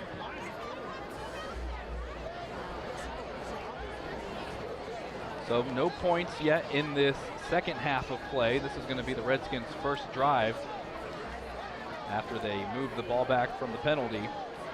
And you start to look at, and I know it's early, but you compare last year's offense and what they were able to do offensively in this year's offense, and they're stalling here in this first league. Yeah, and they didn't hear what the call. I believe that was a block in the back on the replay we saw there by Devin Coombs. And I mean, they are backed up. And can't get much further than that. So we'll see what the play call is, as Herb will go under center for the first play. And it is a handoff right up the middle. It's going to gain a few yards, enough to be comfortable with the next play. You know what, that was pretty much the same play we did on the Schoolhouse, where Gerstner gets a little bit of depth, and then this time it was Keck in the ball game as fullback leading up. So, but yes, some definite breathing room with a great positive play when you start from your own 3-yard line. And as we've seen with the Chieftains, the Redskins doing a good job of spreading the ball around offensively as well. Yeah, I'd have to look at it again. I want to say they probably had 6 different players carry the ball in that first half. There will be another handoff right up the middle. It'll be close to the chains. It'll depend on the spot, but the play took some time to end. Yeah, I don't think he got it. I think he only got about a yard on that play. I think it's going to set up a 3rd and about 2, maybe 1. But they're just trying to run a quick trap. First time we've seen that play to kick up the middle. Pretty well defended by the Chieftains. And they are going to call it 3rd and 1. So the Redskins trying not to stall on their first drive of the second half. So Wapak 3 for 6 so far on 3rd down conversions. Herb will keep it this time off the play action. He's pressured and brought down. He gets the throw off, and it's intercepted at around the 50-yard line, and that was a great fight for the ball, and guess who picks it off there? Libertis. Libertis, our player to watch, playing some defense too, as Coach Moyer decides kind of to buck a little bit of, and I hate to say it because I really like the play call, instead of 3rd and 1 where everybody thinks that you're just going to run up the middle or taking a chance up top with your best receiver. Just didn't happen to work out for him this time, but truthfully the way it worked out, kind of not much different than a punt. Well, they came close on a few drives in the first half of turning the ball over, but this time they do give it away for good. And Libertis maybe huffing and puffing out there after making that big play, but he's going to hand it off this time, and it's going to be stopped in the backfield. A great job by Zach Bubba Miller. Yes, and we've been calling his name on both sides of the football. Here we see the pick run a play action, and he got pressured, so he couldn't really get his form into it as well as he would have wanted. So the ball was underthrown, but really hard to fault Herb on that too much because you know, he was getting hit as he was throwing the football. Yeah, credit him for staying in the pocket as long as he did. As Libertis will now have a 2nd and 12 to deal with. He's going to hand it off once again. And coming to the far side of the field, breaking a few tackles is Sadler, and he's going to be dropped out, and he's going to set up a 3rd and manageable. Yeah, we got an injured Redskin in the back, kind of flailing in pain, and I hate to see that. And immediately that's going to draw the attention of one of the trainers for Wapak. That, especially in week 1 of the high school football season. You know, hopefully it's just a cramp, and the way they're kind of treating it like that, that might do so. All right, so with 6:22 to go in the 3rd quarter of play, it's Redskins 7, Chieftains 6. Sure, you don't need a set-top box to watch cable, but without one, you're not getting everything your TV has to offer. Add a set-top box from TSC to your television and get more channels. Get a channel guide that tells you all about the shows. Run multiple devices through one universal remote, and you can even add DVR and HD channels. Get everything your TV has to offer with a set-top box. Call TSC and ask for your set-top box today. It's easy as 1, 2, 3, call TSC. Come out to Astro Lanes, where you can find great food, good drinks, and of course, bowling. Astro Lanes, a great place to spend some spare time. Runners on your mark.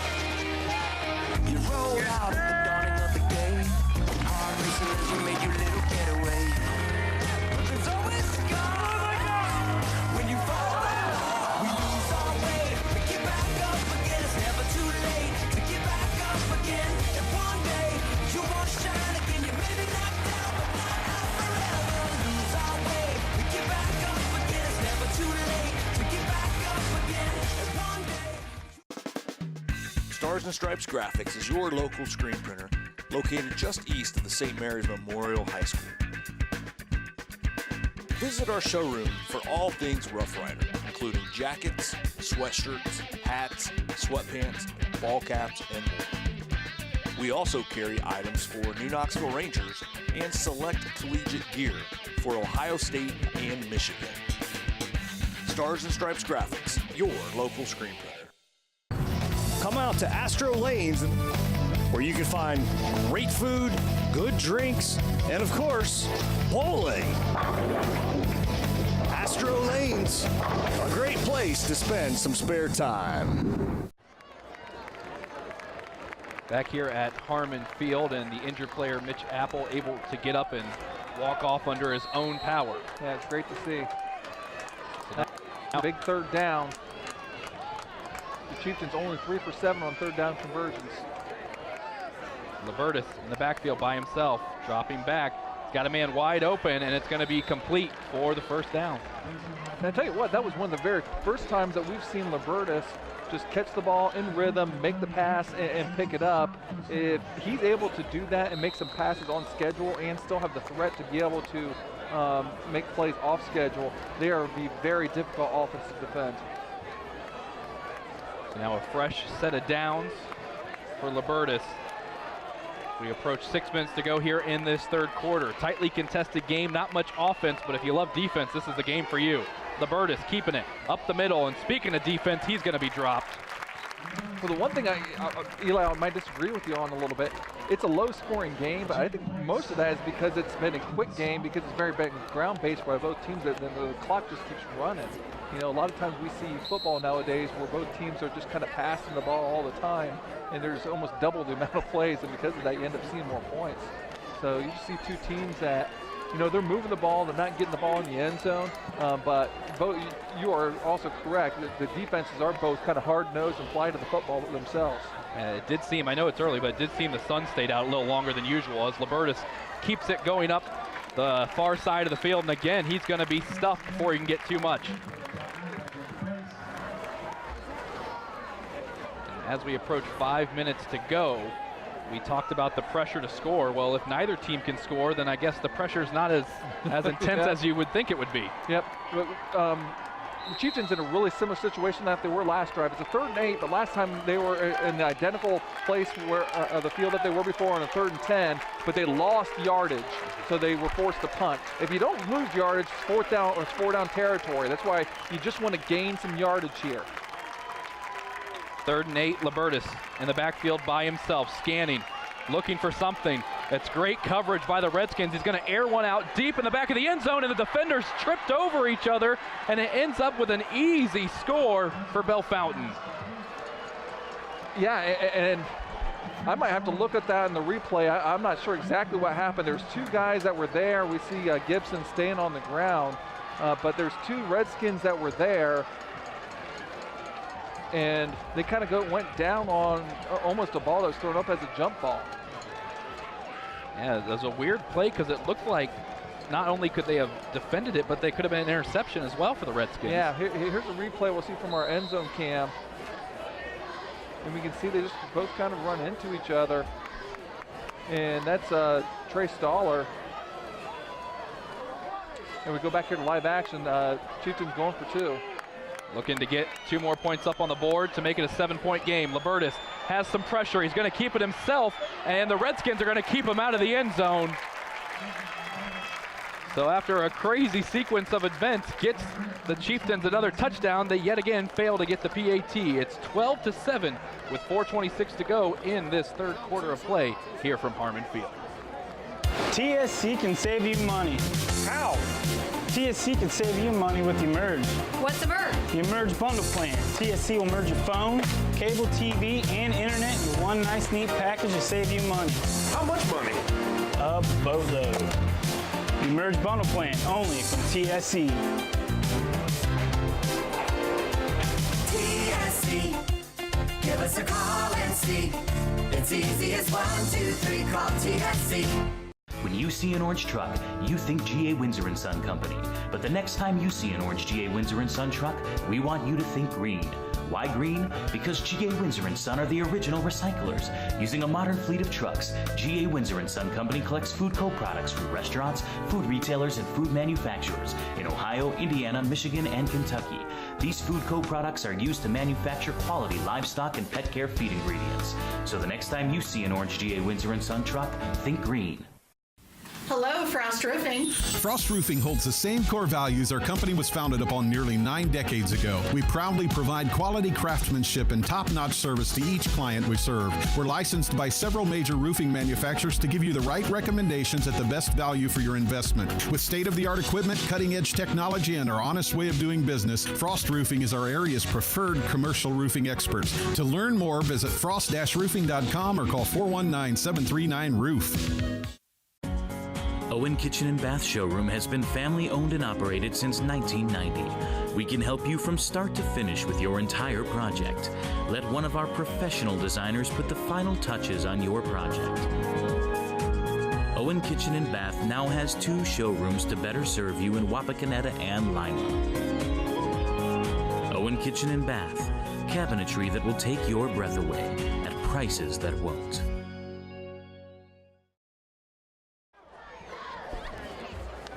Back here at Harmon Field, 12-7 is the score. We're seeing a replay of that last touchdown by the Chieftains. And Paul, it just looked like in baseball when 2 outfielders collide. Same thing happened here defensively for the Redskins. Yeah, I had 2 people there, Gibson and Reeves, are just kind of run into each other, which is obviously very unfortunate for the Redskins and fortuitous for the Chieftains as they have their first lead of the game here at 12-7. But it is important to note that they have failed both of their extra points, and I think we might be taking a look at the extra point conversion as Libertus is hit short of the goal line, and he's been going through a lot playing offense and defense, and he came up a little bit slow after. So a 6-play, 47-yard drive is capped off by the 32-yard reception by Sadler. Kicking now are the Chieftains. Here comes Wapak looking to get themselves in good position, and what a leap. Here they go down the sideline into the hands of Gibson, and he's going to be brought down past the 50 and past the 40. Now Gibson has had a couple things work against him so far this game, but he is an incredible athlete, and he just showed that with that leap on that kick return. He is a danger to make a big play. Here we see that was first of all a really tough catch. He jumps over his own teammate and defender and goes to the inside and almost able to escape the last guy as well. Just a tremendous job on that individual in that 48-yard kick return. Yeah, it's very Zeke Elliott-esque with the leap. Great field position for Herb and his offense. He's going to hand it off to Bubba. Here comes Miller now right up the field, and the offense is starting to get some momentum. There is this big play. There is a flag down that was thrown right as the play started. We'll have to see what that call is. Looks like it might be on the Chieftains. It'll be a sideline warning. So no harm done if you're a Redskins fan, and now you're in great field position to try and get your first points of the second half and answer a big play from the Chieftains. Yeah, we saw this actually. The Chieftains didn't have a whole lot of momentum on offense until their defense gave up some points. Now this time it's the Redskins' turn. Anything you can do, I can do better, I guess, as they hand it off to Gersner, and he's going to be stopped in the backfield. Again, that's the same play that we saw on the Schoolhouse, and just a great job flying to the ball by Bellefontaine. Kind of finishing there at the end was Jacob Hoy, who was actually the Central Buckeye Conference Sportsmanship Award winner last year. And I'll tell you what, though, this third quarter feels like it's lasting longer than the whole first half did, and both teams starting to air it out a little bit now, too. As Herb will go under center on this 2nd and 10. He runs into his own player in Miller, but he gets the ball to him, and it ends up in negative yards. Yeah, there was a mix-up on that play, one shape or another. Either the quarterback turned the wrong way, Herb did, or the running back went the wrong way, but they ran into each other. The blocking did not match the backfield action on that play. So you have a big negative play that's not going to give a 3rd and long, 3rd and 15 to be precise. And what a momentum killer as well for the Redskins offense. Now, with that 3rd and long you mentioned, a mountain to climb here. Herb in the shotgun, fakes the handoff. He's pressured immediately, but it's because it's a screen to Miller, and he's got some room to run, but it's not going to be, well, maybe I spoke too early. The line's pushing him, but he's still going to be short of the stick. He's going to be just barely short, but it's definitely going to be, I think you're going to go for that here. He's maybe about a yard or so short, but tremendous effort. And Herb, here you can see on the replay, it's a screen, but still, that's not an easy pass when you have a guy right up in your face to be able to throw it over him with such touch. And then Bubba showing some toughness to get a couple extra yards. And it's officially going to be a 4th and 3, and the Chieftains are going to call a timeout. 2:06 remaining in this 3rd quarter of play. It is 12-7, the Chieftains on top, but the Redskins are knocking at the door. And on that last run, I tell you what, Bubba Miller channeling his inner Desmond Libertus, getting the Yes. pile moving. Yeah, he's definitely got you know the body to be able to move some stuff. So, but it's going to be an interesting decision right here because 4th and 3, you know, really kind of opens up. You could do anything. You could pass the ball. You could run some of your standard running plays. You could try to be a little bit tricky if you wanted to. So, you know, this is a difficult play to be able to try to defend if you're Bellefontaine. Obviously, Coach Moyer in this being down 5 points, there's not as much value with trying to go for a field goal. So he wants to be able to go back and take the lead here with 2 minutes and some change left in the third quarter. He's got some options to be able to go to. You know, he's got some bruisers he can go to. He could go to Jace Copeland, if you remember, in the very first half, converted 2 third downs on pass plays from Herb. So there's definitely some choices for players, but where it comes down to a lot of times is the big guys up front doing their jobs. And you mentioned it earlier, this would be the point in the game where we would have seen Tristan Meyer last year, possibly, but now it's the offense for Wapak that takes center stage on this 4th and 3. Man in motion, Herb under center. And he's going to keep it himself and roll out. He's met by pressure, throws it up, and it's dropped. Wide open was Jace Copeland, and he went for the one-handed grab and couldn't pull it in. Well, I think it was a little bit far out for him. He tried to do his best to try to get it there with one hand. And again, the pressure on Herb made it so that he had to have the ball sail just probably a little bit more than he would have liked. Here we can see they go play action. He gets to the outside. There's a guy in his face, so he can't really step into the throw. Copeland open would have been a really, really tough catch. But what it comes down to is the Bellefontaine Chieftains get their stop, get the ball back. However, they do have the ball at the 18-yard line. There's only a little silver lining for the Redskins. Poor field position for Bellefontaine.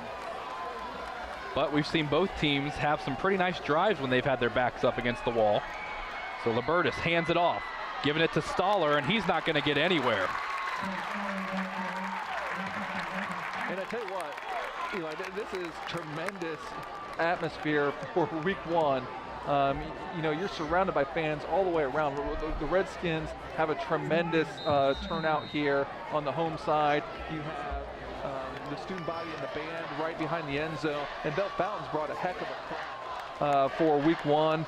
You know, coming, I mean, they're not real far away, but 45 minutes. You know, this is a big crowd for a big game. Here's the snap, Libertus dropping back, rolling to his right on the second down. He's going to air it deep, one of his longest passes of the night, and it's incomplete, but a flag is going to come in late, and it's going to go against the Redskins, I believe. Okay, they're going to call pass interference. Now, the good news about this is in high school football, pass interference is not as bad of a penalty as it is, say, in the pro level, where that would have been about a 50-yard penalty. It's going to be 15 yards. In a first down, and while that's disappointing, it doesn't kill you like it does in say, the NFL. But yeah, he threw that ball a long, long way. You know, I'm not sure if I'd be really happy having that flag on me if that was thrown on Mitch Apple, but that's what the referees called, and it's going to be a first down for Bellefontaine. Yeah, well, and it's the second time we've seen that long pass be bailed out with a penalty, as we saw in the first half with Riley Gibson. And the Redskins with 54 yards worth of penalties, which is abnormal for this team.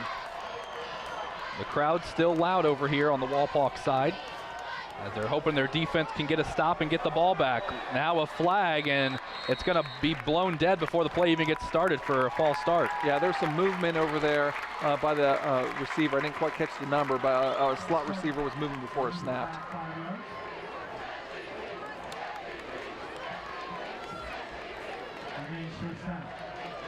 Well, with 1:11 to go, I know we keep bringing this up, but that pressure to score, it's off Bellefontaine now, but at the same time, if they could pull away from this sometimes deadly offense of Wapak, they could give themselves some breathing room as well. Well, second score would be huge in this type of situation where you've only scored one touchdown. To be down 2 scores is a little daunting, and then at that point, in this point in the game, you might have to change your approach a bit. And another flag thrown, but they're going to let this one be played out as it's thrown deep down the sideline, and this one is caught at around the 35-yard line. What a deep play, but let's see what the flag on the field is for. Johnny Ganson on the go route, and it looks like it's going to be, that play is going to stand. I think it was going to be on Wapak.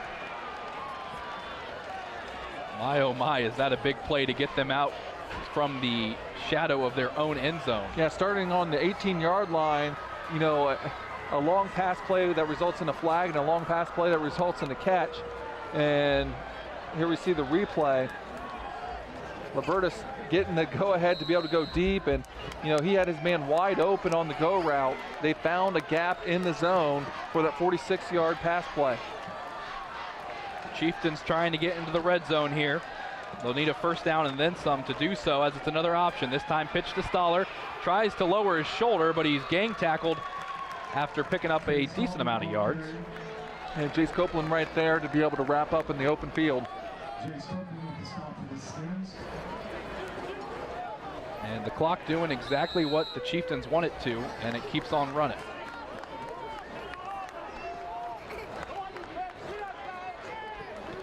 We'll have to at least run one play here, depending on how long this play takes.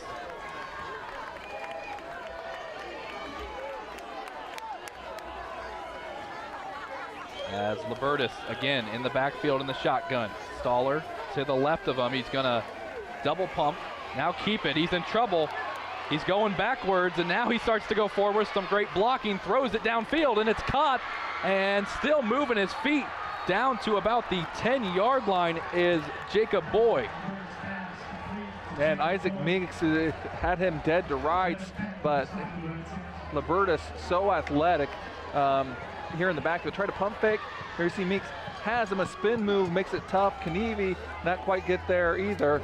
This time on a little out route on the scramble drill, brings him right down to near the 10-yard line, was about the 13-yard line on a 14-yard catch.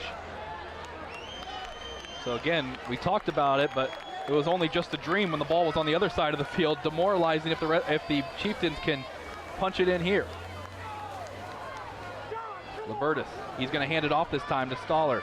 He's going to get a few yards, and that's going to end the quarter. So we've got 12 more minutes left to play here in Wapak at Harmon Field, and it's the visiting Bellefontaine Chieftains that have the lead and are knocking on the doorstep when we come back for the fourth.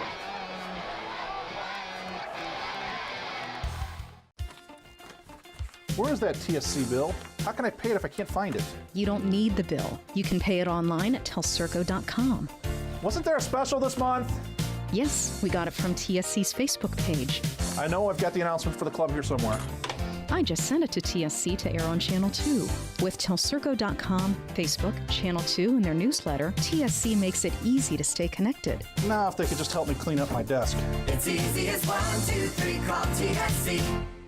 At Minster Bank, we understand that life can get hectic. That's why when it comes to your banking, we offer the services that make your life simpler, with tools like person-to-person payments, Pop Money, mobile and online banking, and bill pay. But most of all, Minster Bank is a supportive member of your community, with personal relationships and customer service that reach outside of our branches. Minster Bank, helping people achieve financial success. IC Signs designs, creates, and installs custom eye-catching signs. We use state-of-the-art technology to produce indoor and outdoor signs, LED message boards, and vehicle wraps. We can also help you with LED light conversion, sign refurbishing, custom t-shirts, promotional items, and your print needs. Whether you know what you want or have no idea, trust the experience of IC Signs. Call IC Signs at 419-738-6640.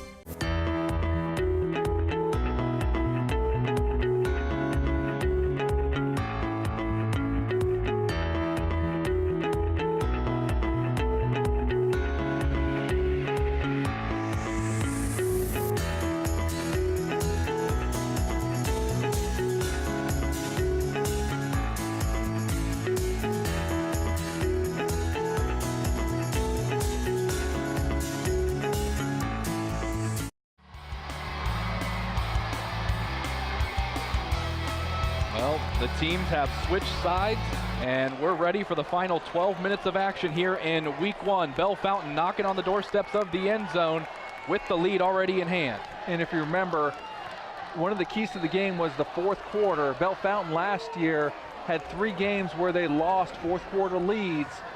Can they finish a fourth quarter tonight?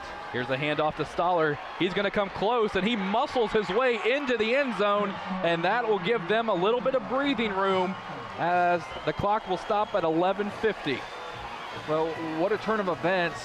You know, the Redskins had all kinds of momentum, but then get stopped on a 4th down, and then taking over from their own 82, able to take the ball downfield and take a 2-score lead are the Chieftains.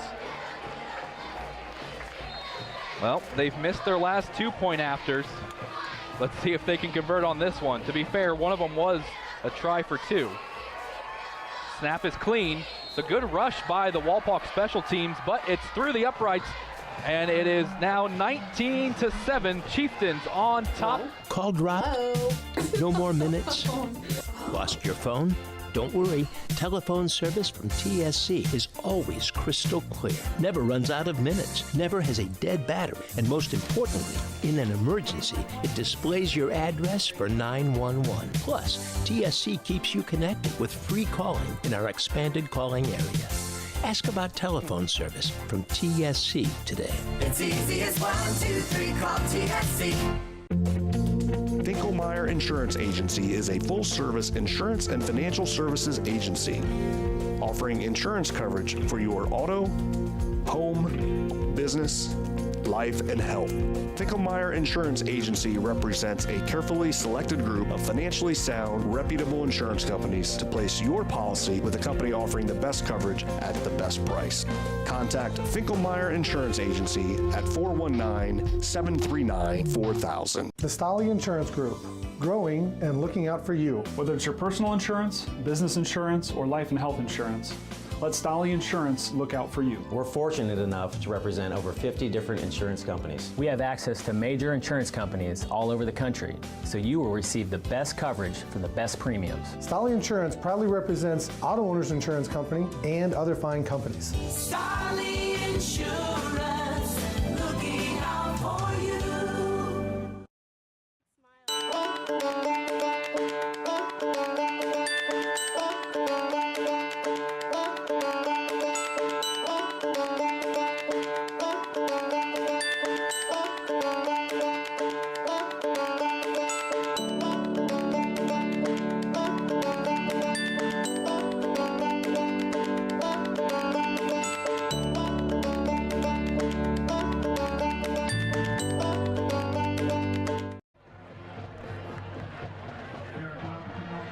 Back here at Harmon Field, where the Chieftains able to add more points to their tally, and now here's where the pressure gets put on the Redskins to score. Still a lot of time left though, Paul, but they've got to do it quickly. Yeah, they do. You can't really afford to have too many more empty possessions. You need to be able to finish with points, and with it being a 12-point game, it needs to go into the end zone 2 more times. Now, luckily enough, you kick your extra points and you score twice, you're going to win the football game. But, you know, you were talking about pressure to score. There is a little bit more pressure now here in the fourth quarter.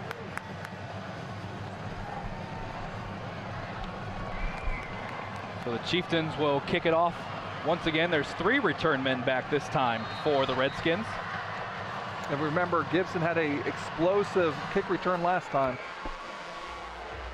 This one's fielded at the 10-yard line. Wapak looking to set up in good field position, and they're going to get okay field position as they start it at the 30-yard line. Well, we're going to go to our trivia time, and I already spoiled this one for Eli, so you're not allowed to answer this. So, AJ, you're on the board right here. Our trivia question. Who are the 6 original WBL schools that founded the league in 1937? We'll give you a second to marinate on that one. You know, when you first posed that one to me, I thought I had a few that were the right answer, but it was interesting because the ones I thought, you said no. Wapak now trying to move it offensively, and a miscommunication as Herb throws it to nobody on the sidelines. I'll let you know, AJ's getting out a piece of paper. I think he's going to try to write down his answers after he gets his stats in here.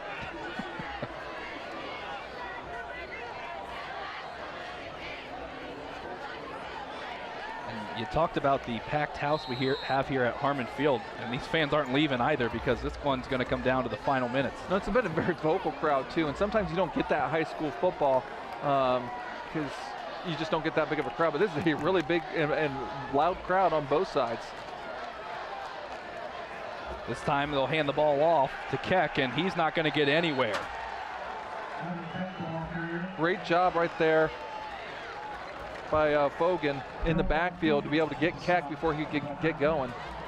And I believe AJ has his answers. That was quick if he does.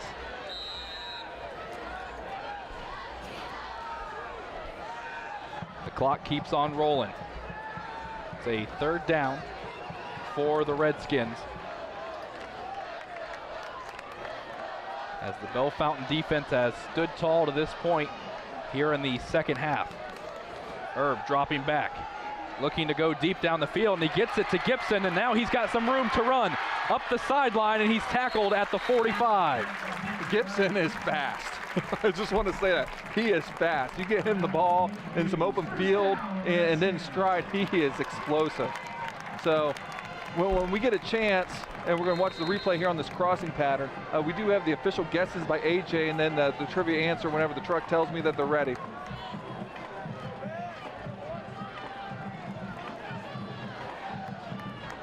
So the Redskins now with a fresh set of downs to deal with. They're moving with some pace now, as Herb's going to air it out, and this time I don't think that was his intended receiver. He was probably looking to go into the hands of Apple, but incomplete nonetheless. Okay, we're going to go to our trivia question here, and I hate to tell you, AJ, I'm going to get out my red pencil, and you got 3 of them. This Bellefontaine Chieftain team is one of the original WBL members. They were all the way through the early 1960s, and they played Wapak all the way from 1937 to the 60s. St. Mary's, Wapak. I am going to sell AJ out and tell him the 3 that he missed. He put in Defiance, in Elida, and Delta St. John's, all of them who were WBL members, but not until the early 70s. Pitch play to Gibson, but a flag is thrown, and we'll see if it's coming back. So I'll focus more on the game. I just want to point out that AJ is 0-1. But in all fairness, I thought Coldwater maybe. They were in the WBL at some Coldwater point. was in the WBL as well. I'd have to double check. I think they replaced Bluffton. Bluffton is the one that you don't really think of as being in the WBL. And then, some teams that you thought might have started off with, like Kenton. Kenton actually joined the WBL like 1 or 2 years after it formed. So they've been in there for a long time, but they were not a founding member. You're just full of interesting tidbits. This will be a fun season when it comes to trivia. Yes. I can feel it. So that does back up the Redskins now, and they've got quite a ways to go to get a first down, just as they were starting to roll here. And it's a second down and a lot. Yeah. It says 24, but I think it's a little bit more than that.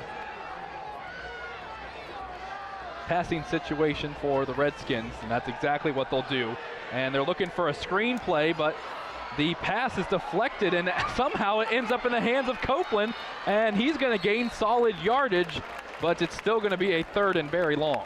Usually when the ball gets tipped up in the air like that, you're worried about it being intercepted. They're running the little slip screen to Gibson, and somehow Jace Copeland, who comes up limping a little bit, comes up with it.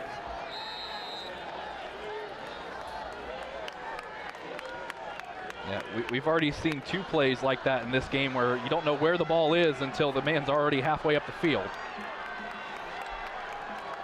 So 9:20 left and running, and this is a tough situation for this Redskin offense.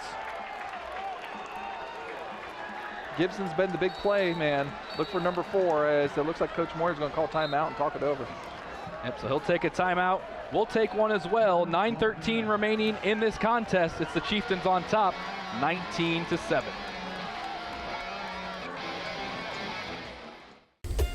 TV everywhere. TV everywhere? That's right, everywhere. You can watch TV from your tablet, your phone, your laptop, any mobile device, anywhere you want. Laundromat? Yes. Grocery store? Yes. Park? Yes. What if I wanted to watch TV at home? All your favorite networks all the time. It's TV everywhere from TSC. It's easy as 1, 2, 3, call TSC. Strength is about so much more than the body. It's about being together, serving, sharing, and caring for those around us. It's about keeping score in the heart rather than on a scoreboard. Be a part of a community that builds more than your body. At the Wapakoneta Family YMCA. The Wapakoneta Daily News, bringing you local news and more since 1905. With subscriptions starting at just 35 cents a day, the Wapakoneta Daily News is Wapak's source for timely local coverage of news, sports, classifieds, entertainment, and more. The Wapakoneta Daily News. Subscribe online today. Sure, you don't need a set-top box to watch cable, but without one, you're not getting everything your TV has to offer. Add a set-top box from TSC to your television and get more channels. Get a channel guide that tells you all about the shows. Run multiple devices through one universal remote, and you can even add DVR and HD channels. Get everything your TV has to offer with a set-top box. Call TSC and ask for your set-top box today. It's easy as 1, 2, 3, call TSC. And the crowd's starting to get themselves pumped up as they know their Redskins need a first down or at least a good chunk of yards to keep their hopes alive in this contest. Now look out for Riley up at the top of the screen. Herb's going to throw it into the flat to Keck. He's going to try to break a tackle, but that gets little to no yardage. However, there is a flag down. Yeah, it'll be interesting to see what the flag is, because that could kind of bail out the Redskins. I think Coach Moyer was taking the approach on that last play of just getting positive yards and probably going for it on fourth down. They're calling a holding on Bellefontaine. Now, we'll have to double check. In the pros, that's like 5 yards and an automatic first down. At high school, I believe it's 10 yards, but it is not an automatic first down. So it will remain third down, but it is a third down and much more reasonable.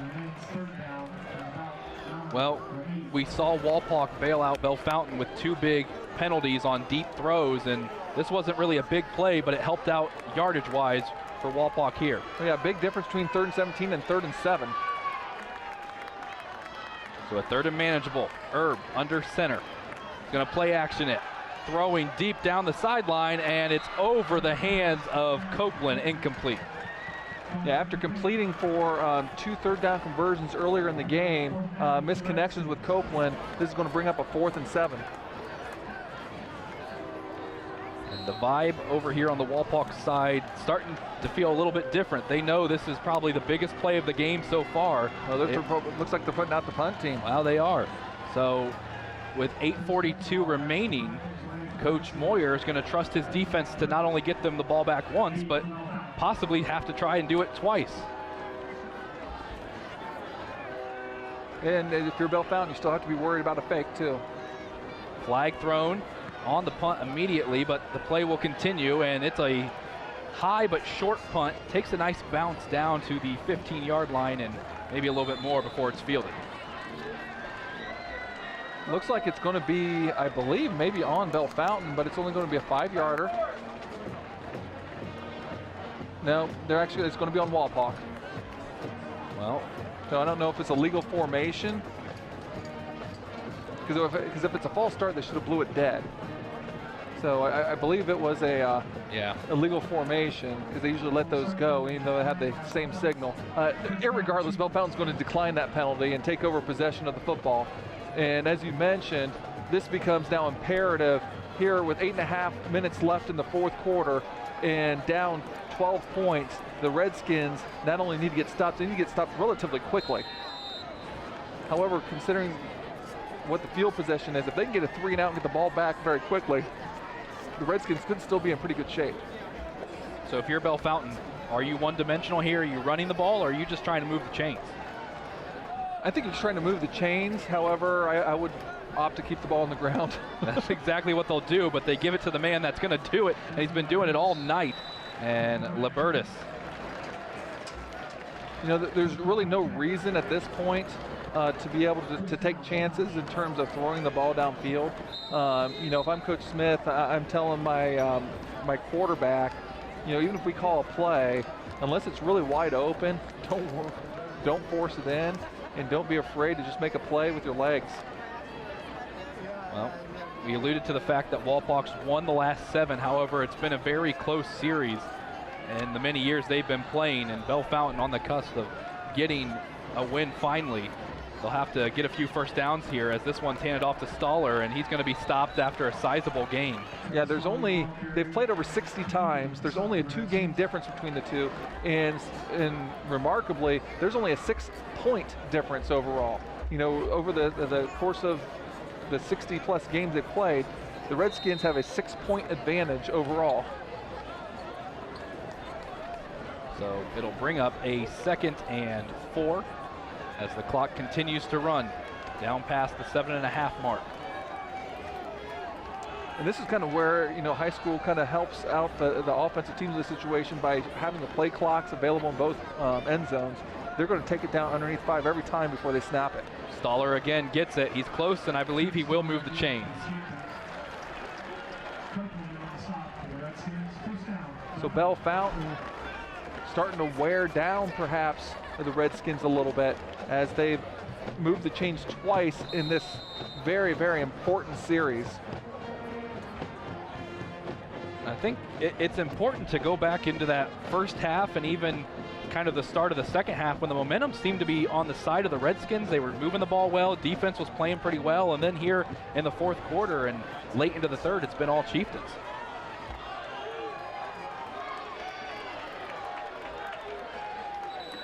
As a timeout's going to be called. Yeah, play clock was just about to expire. And they're going to have to call it with about 6:44 remaining in the contest. 19-7, the Chieftains lead it over the Redskins here at Harmon Field. And coincidentally enough, again, 2 streaks on the line here for the Redskins, and they both have to do with the score. You know, there's a 7-game winning streak against Bellefontaine and a 19-game regular season home winning streak on the line for the Redskins as well.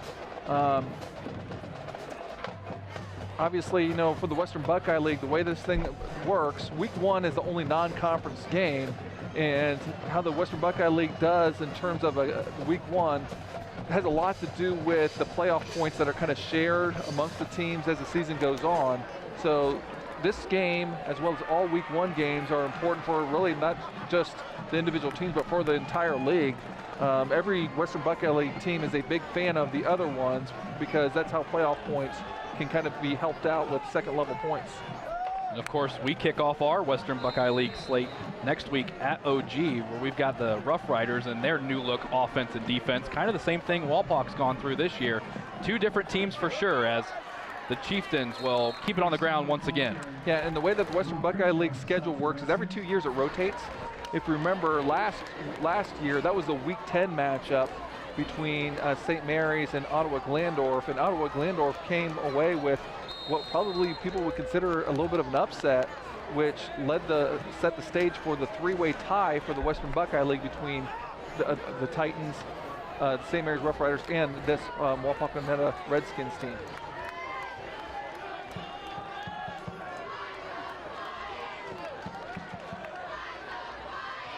And here's the handoff, or no, it's a keeper for Libertus, and he's going down the field, and he's using his feet once again, all the way down to the 15-yard line.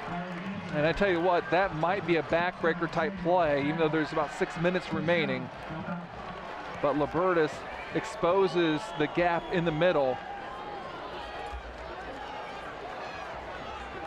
So again, if they can put more pressure on the Redskins here and try to get some points, this may send a couple fans home as we're coming closer and closer to the end of this ball game. Yeah, planned run right there, a 44-yard run all the way. That was a planned run with just pulling the backside guard and running right up the middle.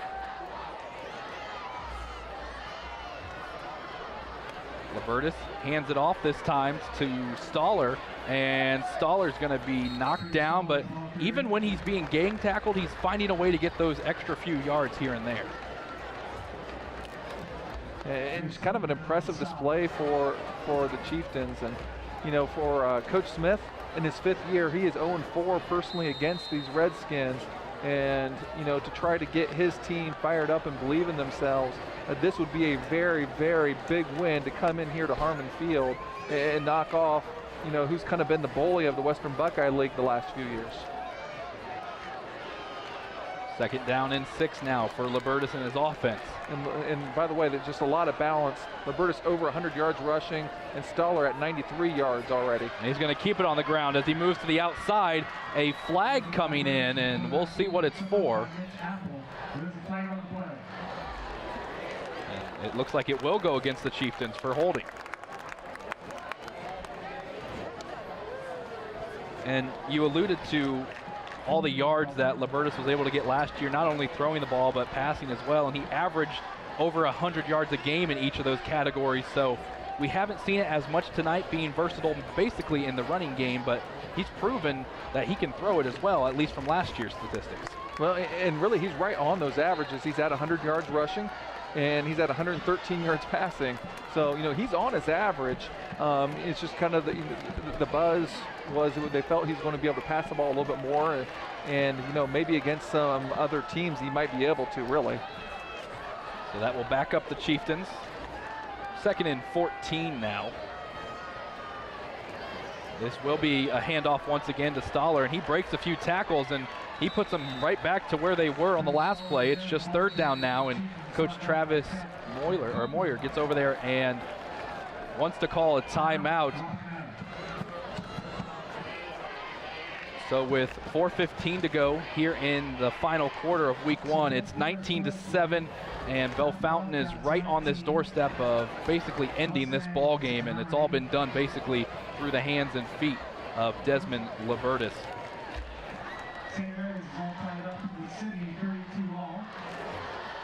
And now we're going to go ahead and look at our Merit Real Estate Take It to the House play.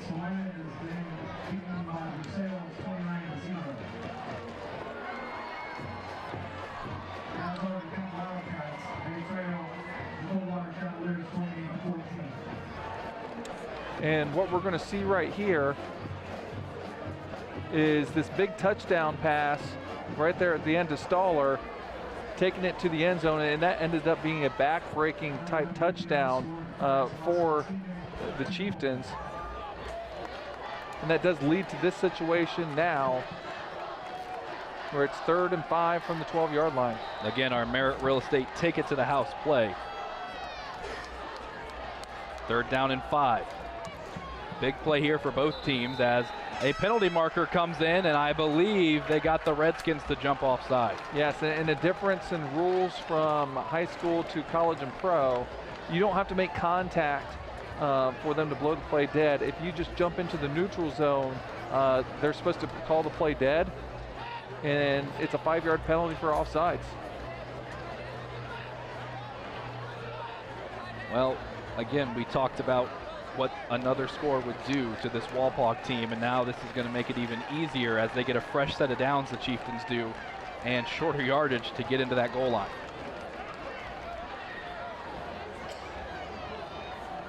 Well, one thing you want to do as a defense right now is, because you're kind of desperate, you don't want to just tackle, you want the ball. So if you get your hands around them, you want to be able to kind of try to strip that ball right now.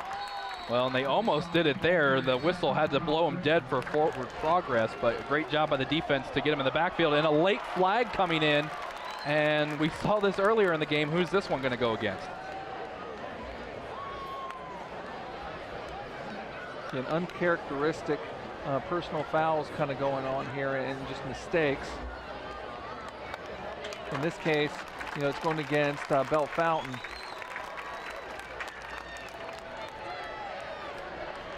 And usually when you get a bunch of guys in a group tackle like that, you're not going to get a bunch of thank yous and sorries at the end of it.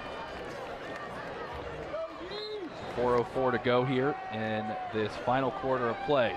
So it's actually a 1st and goal from the 24 now.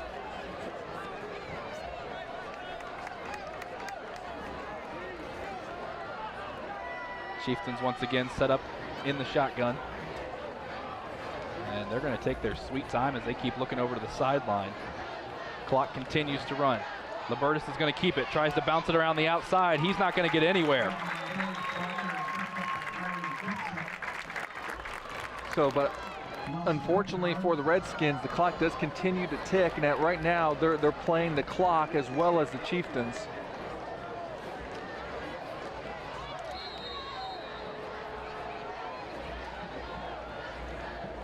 And you talk about the clock winding down, and that's just the game plan from here on out for the Chieftains. And really for Wapak, this game has not been out of reach for as long as it seems as it has in these final few minutes, but I tell you what, it's just taken a while here for this final quarter to run down. Well, it's turning into a sizable advantage as there's going to be a delay of the game penalty. But, looking at the statistics, they were dead even in terms of total yardage at halftime. Well, now Bellefontaine has really expanded. They have 323 yards to Wapak only 179 yards. And if my math is correct in my head, I think that means Wapak only has about 50, 60 yards here in the second half total. Well, now the Chieftains have essentially a third and impossible to try to get those 32 yards. Well, and it's just as important for them that the clock runs. Libertis rolling out to his right. He's going to take off and run with it all the way, and he's going to be dropped short of the 20. So then the Redskins going to call out, which I believe is their final timeout. And it'll bring up a 4th down with 2:44 to go in the game, 19-7. And we obviously know that we've mentioned the Redskins and the Rough Riders both going through a different transitional year. We've got St. Mary's next week at OG. They face a tough non-conference opponent in Sydney week 1 as well. We saw what that game was last year. It'll be interesting to see when we get a look at the Rough Riders for the first time, how they look, especially without Eric Spicer in their backfield. Yeah, they lost a lot of their big-time playmakers, but they have a lot coming back too. And kind of the consensus around the area is the top 2 teams for the WBL is probably these Wapak Redskins and the St. Mary's Rough Riders once again. And OG can definitely get in there. Elida is another team that might be on the come up a little bit, led by the relatively new head coach Bill Speller. So it should be an exciting year here in the Western Buckeye League. And I was looking at the schedule too for the WBL teams. Talk about kicking a team when they're down. The Cougars open up their WBL play with the 3 teams that won the league this past year in order. So that should be an interesting season for Coach Recker and his Cougars. Now out of the timeout, 4th down, and it's going to be picked off in the end zone, and he's going to bring it out as Keck decides to return it, and it's a good decision as he gets across the 20, and the Redskins want the flag for a late hit, but they're not going to get it. No, that was close, especially considering he kind of went up around the neck area just a little bit, but referee deemed that was a legal tackle, and that's what the play is. Keck trying to make a play. A lot of times you want to try to just take a knee on that interception and take it at the 20, but if you have the chance to potentially make a big play in this situation, you need some big plays. So from Bellefontaine's standpoint, that the ball was intercepted doesn't matter because it was a 4th down and goal from the 24. So they need to score and score in a relative hurry, get an onside kick and get that. So not nearly impossible, but they're going to have to play a pretty special ball down here down the stretch. Brady Irv dropping back, throws it into the flats to Miller. Miller's got some room to run, but he can't get out of bounds, and the clock will continue to tick on down. And they're going to have to kind of play hurry ball. You can't afford a lot of plays where you're going to be tackled in bounds when it's not going to be a 1st down, but again, you don't want to panic either. Now taking some time to get the play call in. And then this is something that's really early in the year. You probably just don't have a whole lot of reps in this situation. This one thrown deep down the field and a flag thrown, but who are they going to call it on, because it looked like it was just maybe a tangle of the feet. But we've seen a couple calls go against the Redskins in the secondary on some pass interference calls. This one, I believe, works in their favor. Yep. Technically, if you just get your feet mixed up, it's not really supposed to be a flag. We'll kind of see right here, and there's a little bit of contact, but the call goes in the favor for the Redskins this time, and they will definitely take that. But is it too little too late with 1:58 to go? Well, the nice thing is it stops the clock for them too, lets them get organized. And I do like that, this team is not laying down and taking it. They're trying to attack and win the football game. This is a deep pass, and the Chieftains thought it was incomplete because the ball came out late, but the official says the player was down before he dropped it, and now we have an injured player on the field. Yeah, and that was Colin Goulet, and he got taken down hard on the ground. We'll see this in the replay. Ball was a little bit high. Actually, it wasn't high. It was a perfect pass, I'm sorry. And a perfect wrapped up, and then that's why I thought it was high, because his helmet makes him put the ball up high. Definitely not a fumble there. It was definitely a catch. It's not a fumble, as the ground cannot cause a fumble. And they are looking at Goulet right now. Well, they started to pick up some momentum on these last few plays, and this is the second lengthy injury timeout we've seen for the Redskins, and the other one was Apple, and he was able to walk off under his own power. So we'll see how Goulet is when we come back. 1:44 remaining in this contest. Sure, you don't need a set-top box to watch cable, but without one, you're not getting everything your TV has to offer. Add a set-top box from TSC to your television and get more channels. Get a channel guide that tells you all about the shows. Run multiple devices through one universal remote, and you can even add DVR and HD channels. Get everything your TV has to offer with a set-top box. Call TSC and ask for your set-top box today. It's easy as 1, 2, 3, call TSC. Come out to Astro Lanes, where you can find great food, good drinks, and of course, bowling. Astro Lanes, a great place to spend some spare time. Runners on your mark. You roll out at the dawning of the day. Hard racing as we make your little getaway. But there's always a God. When you fall down, we lose our way.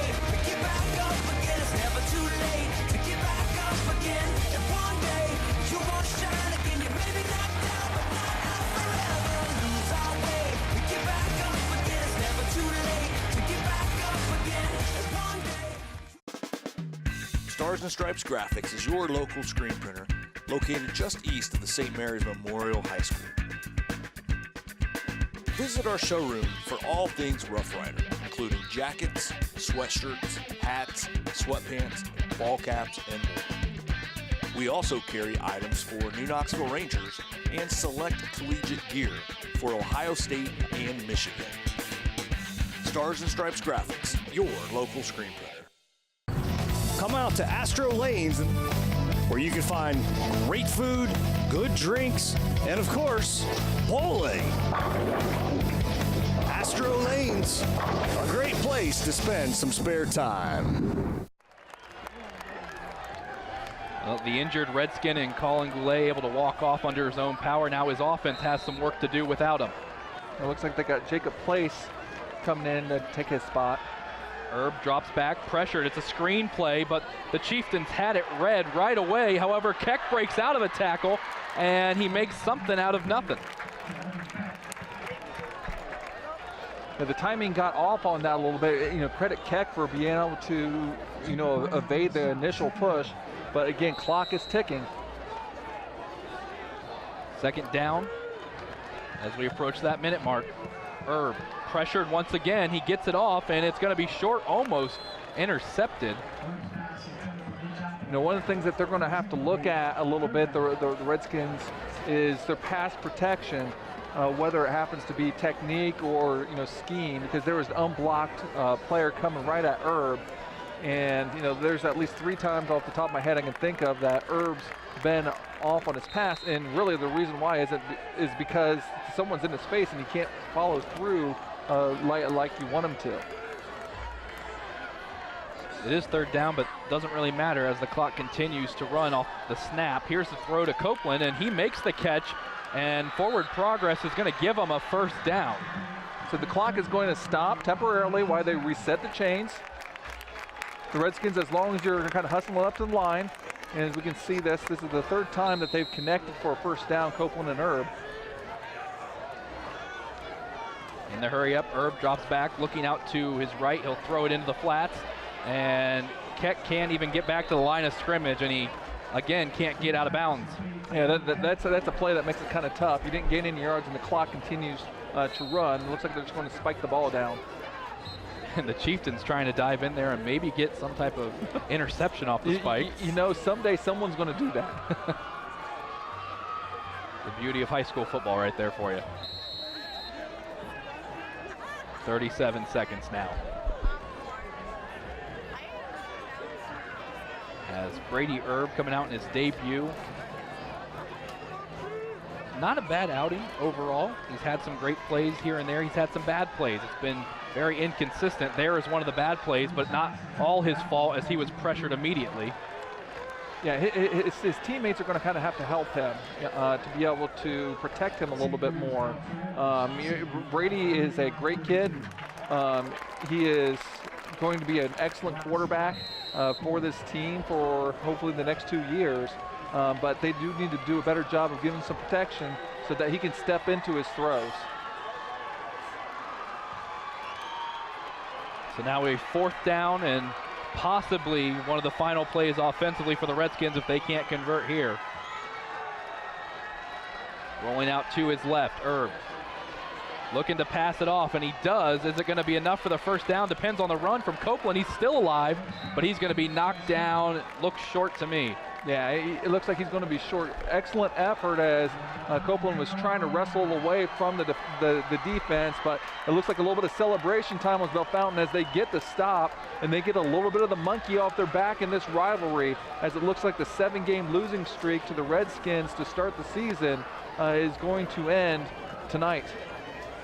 Well, we alluded to the high expectations of this Chieftains squad in the pregame show, and the number one thing was getting past Wapak, which, as you mentioned, they haven't been able to do the past 7 years, so this is going to taste sweet to them. 2009 was the last time, and it was here at Harmon Field where they won 45-0 on that evening.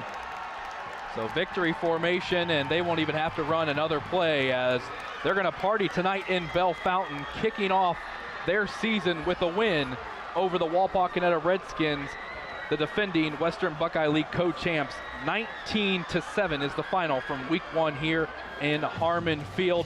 We'll be back in a few moments to wrap this one up on Game Face Ohio.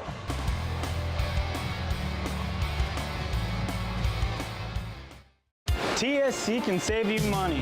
How? TSC can save you money with Emerge. What's the Merge? The Emerge bundle plan. TSC will merge your phone, cable TV, and internet in one nice, neat package to save you money. How much money? A boatload. The Emerge bundle plan, only from TSC. TSC, give us a call and see. It's easy as 1, 2, 3, call TSC. When you see an orange truck, you think G.A. Windsor & Son Company. But the next time you see an orange G.A. Windsor & Son truck, we want you to think green. Why green? Because G.A. Windsor & Son are the original recyclers. Using a modern fleet of trucks, G.A. Windsor & Son Company collects food co-products from restaurants, food retailers, and food manufacturers in Ohio, Indiana, Michigan, and Kentucky. These food co-products are used to manufacture quality livestock and pet care feed ingredients. So the next time you see an orange G.A. Windsor & Son truck, think green. Hello, Frost Roofing. Frost Roofing holds the same core values our company was founded upon nearly 9 decades ago. We proudly provide quality craftsmanship and top-notch service to each client we serve. We're licensed by several major roofing manufacturers to give you the right recommendations at the best value for your investment. With state-of-the-art equipment, cutting-edge technology, and our honest way of doing business, Frost Roofing is our area's preferred commercial roofing experts. To learn more, visit frost-roofing.com or call 419-739-ROOF. Owen Kitchen and Bath Showroom has been family owned and operated since 1990. We can help you from start to finish with your entire project. Let one of our professional designers put the final touches on your project. Owen Kitchen and Bath now has 2 showrooms to better serve you in Wapakoneta and Lima. Owen Kitchen and Bath, cabinetry that will take your breath away at prices that won't.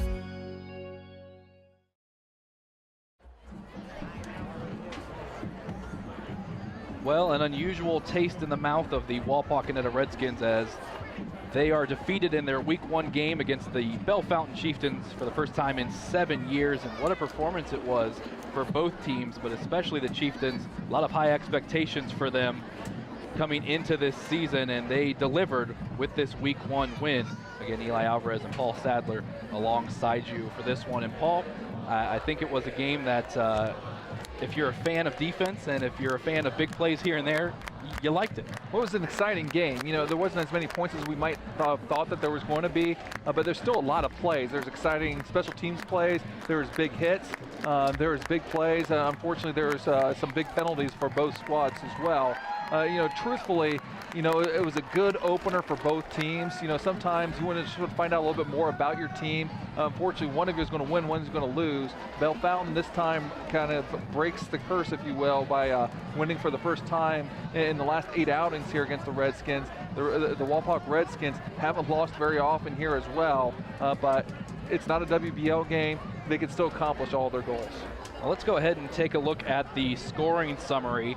And it didn't get kicked off really until the second quarter, and it was until the 4:12 mark on a 3-yard run from Rob Gerstner, capping off a 6-play, 56-yard drive. And then that's when the Chieftains went to work with Johnny Ganson capping off a 13-play, 79-yard drive at the end of the first half on a 12-yard reception, as you see on your screen, barely getting that foot in there.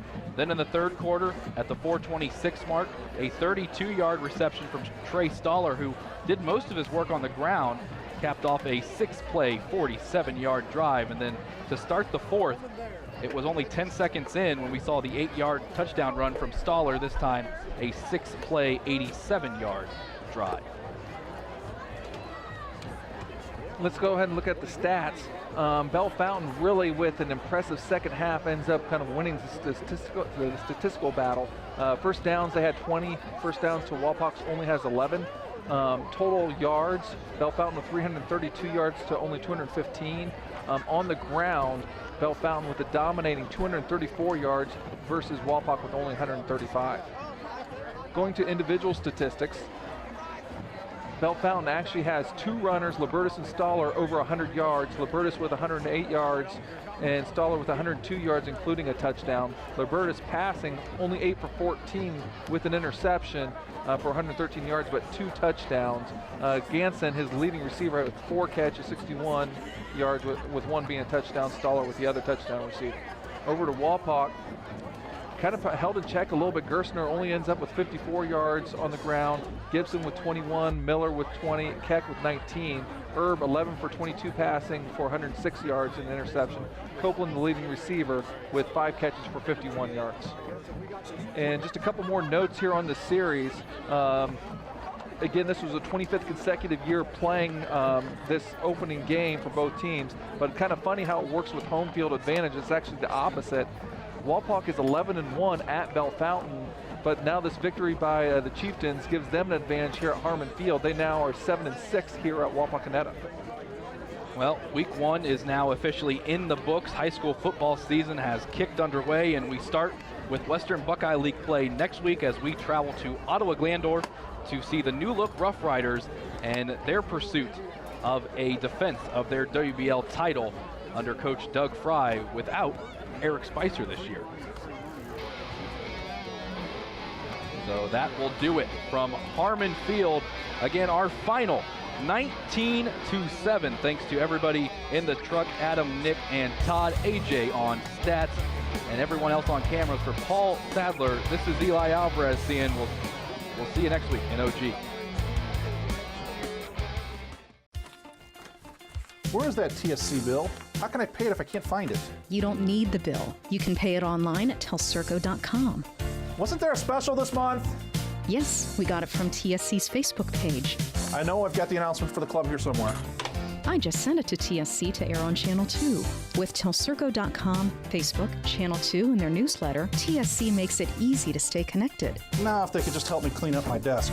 It's easy as 1, 2, 3, call TSC. At Minster Bank, we understand that life can get hectic. That's why when it comes to your banking, we offer the services that make your life simpler with tools like person-to-person payments, Pop Money, mobile and online banking, and bill pay. But most of all, Minster Bank is a supportive member of your community with personal relationships and customer service that reach outside of our branches. Minster Bank, helping people achieve financial success. IC Signs designs, creates, and installs custom eye-catching signs. We use state-of-the-art technology to produce indoor and outdoor signs, LED message boards, and vehicle wraps. We can also help you with LED light conversion, sign refurbishing, custom t-shirts, promotional items, and your print needs. Whether you know what you want or have no idea, trust the experience of IC Signs. Call IC Signs at 419-738-6640.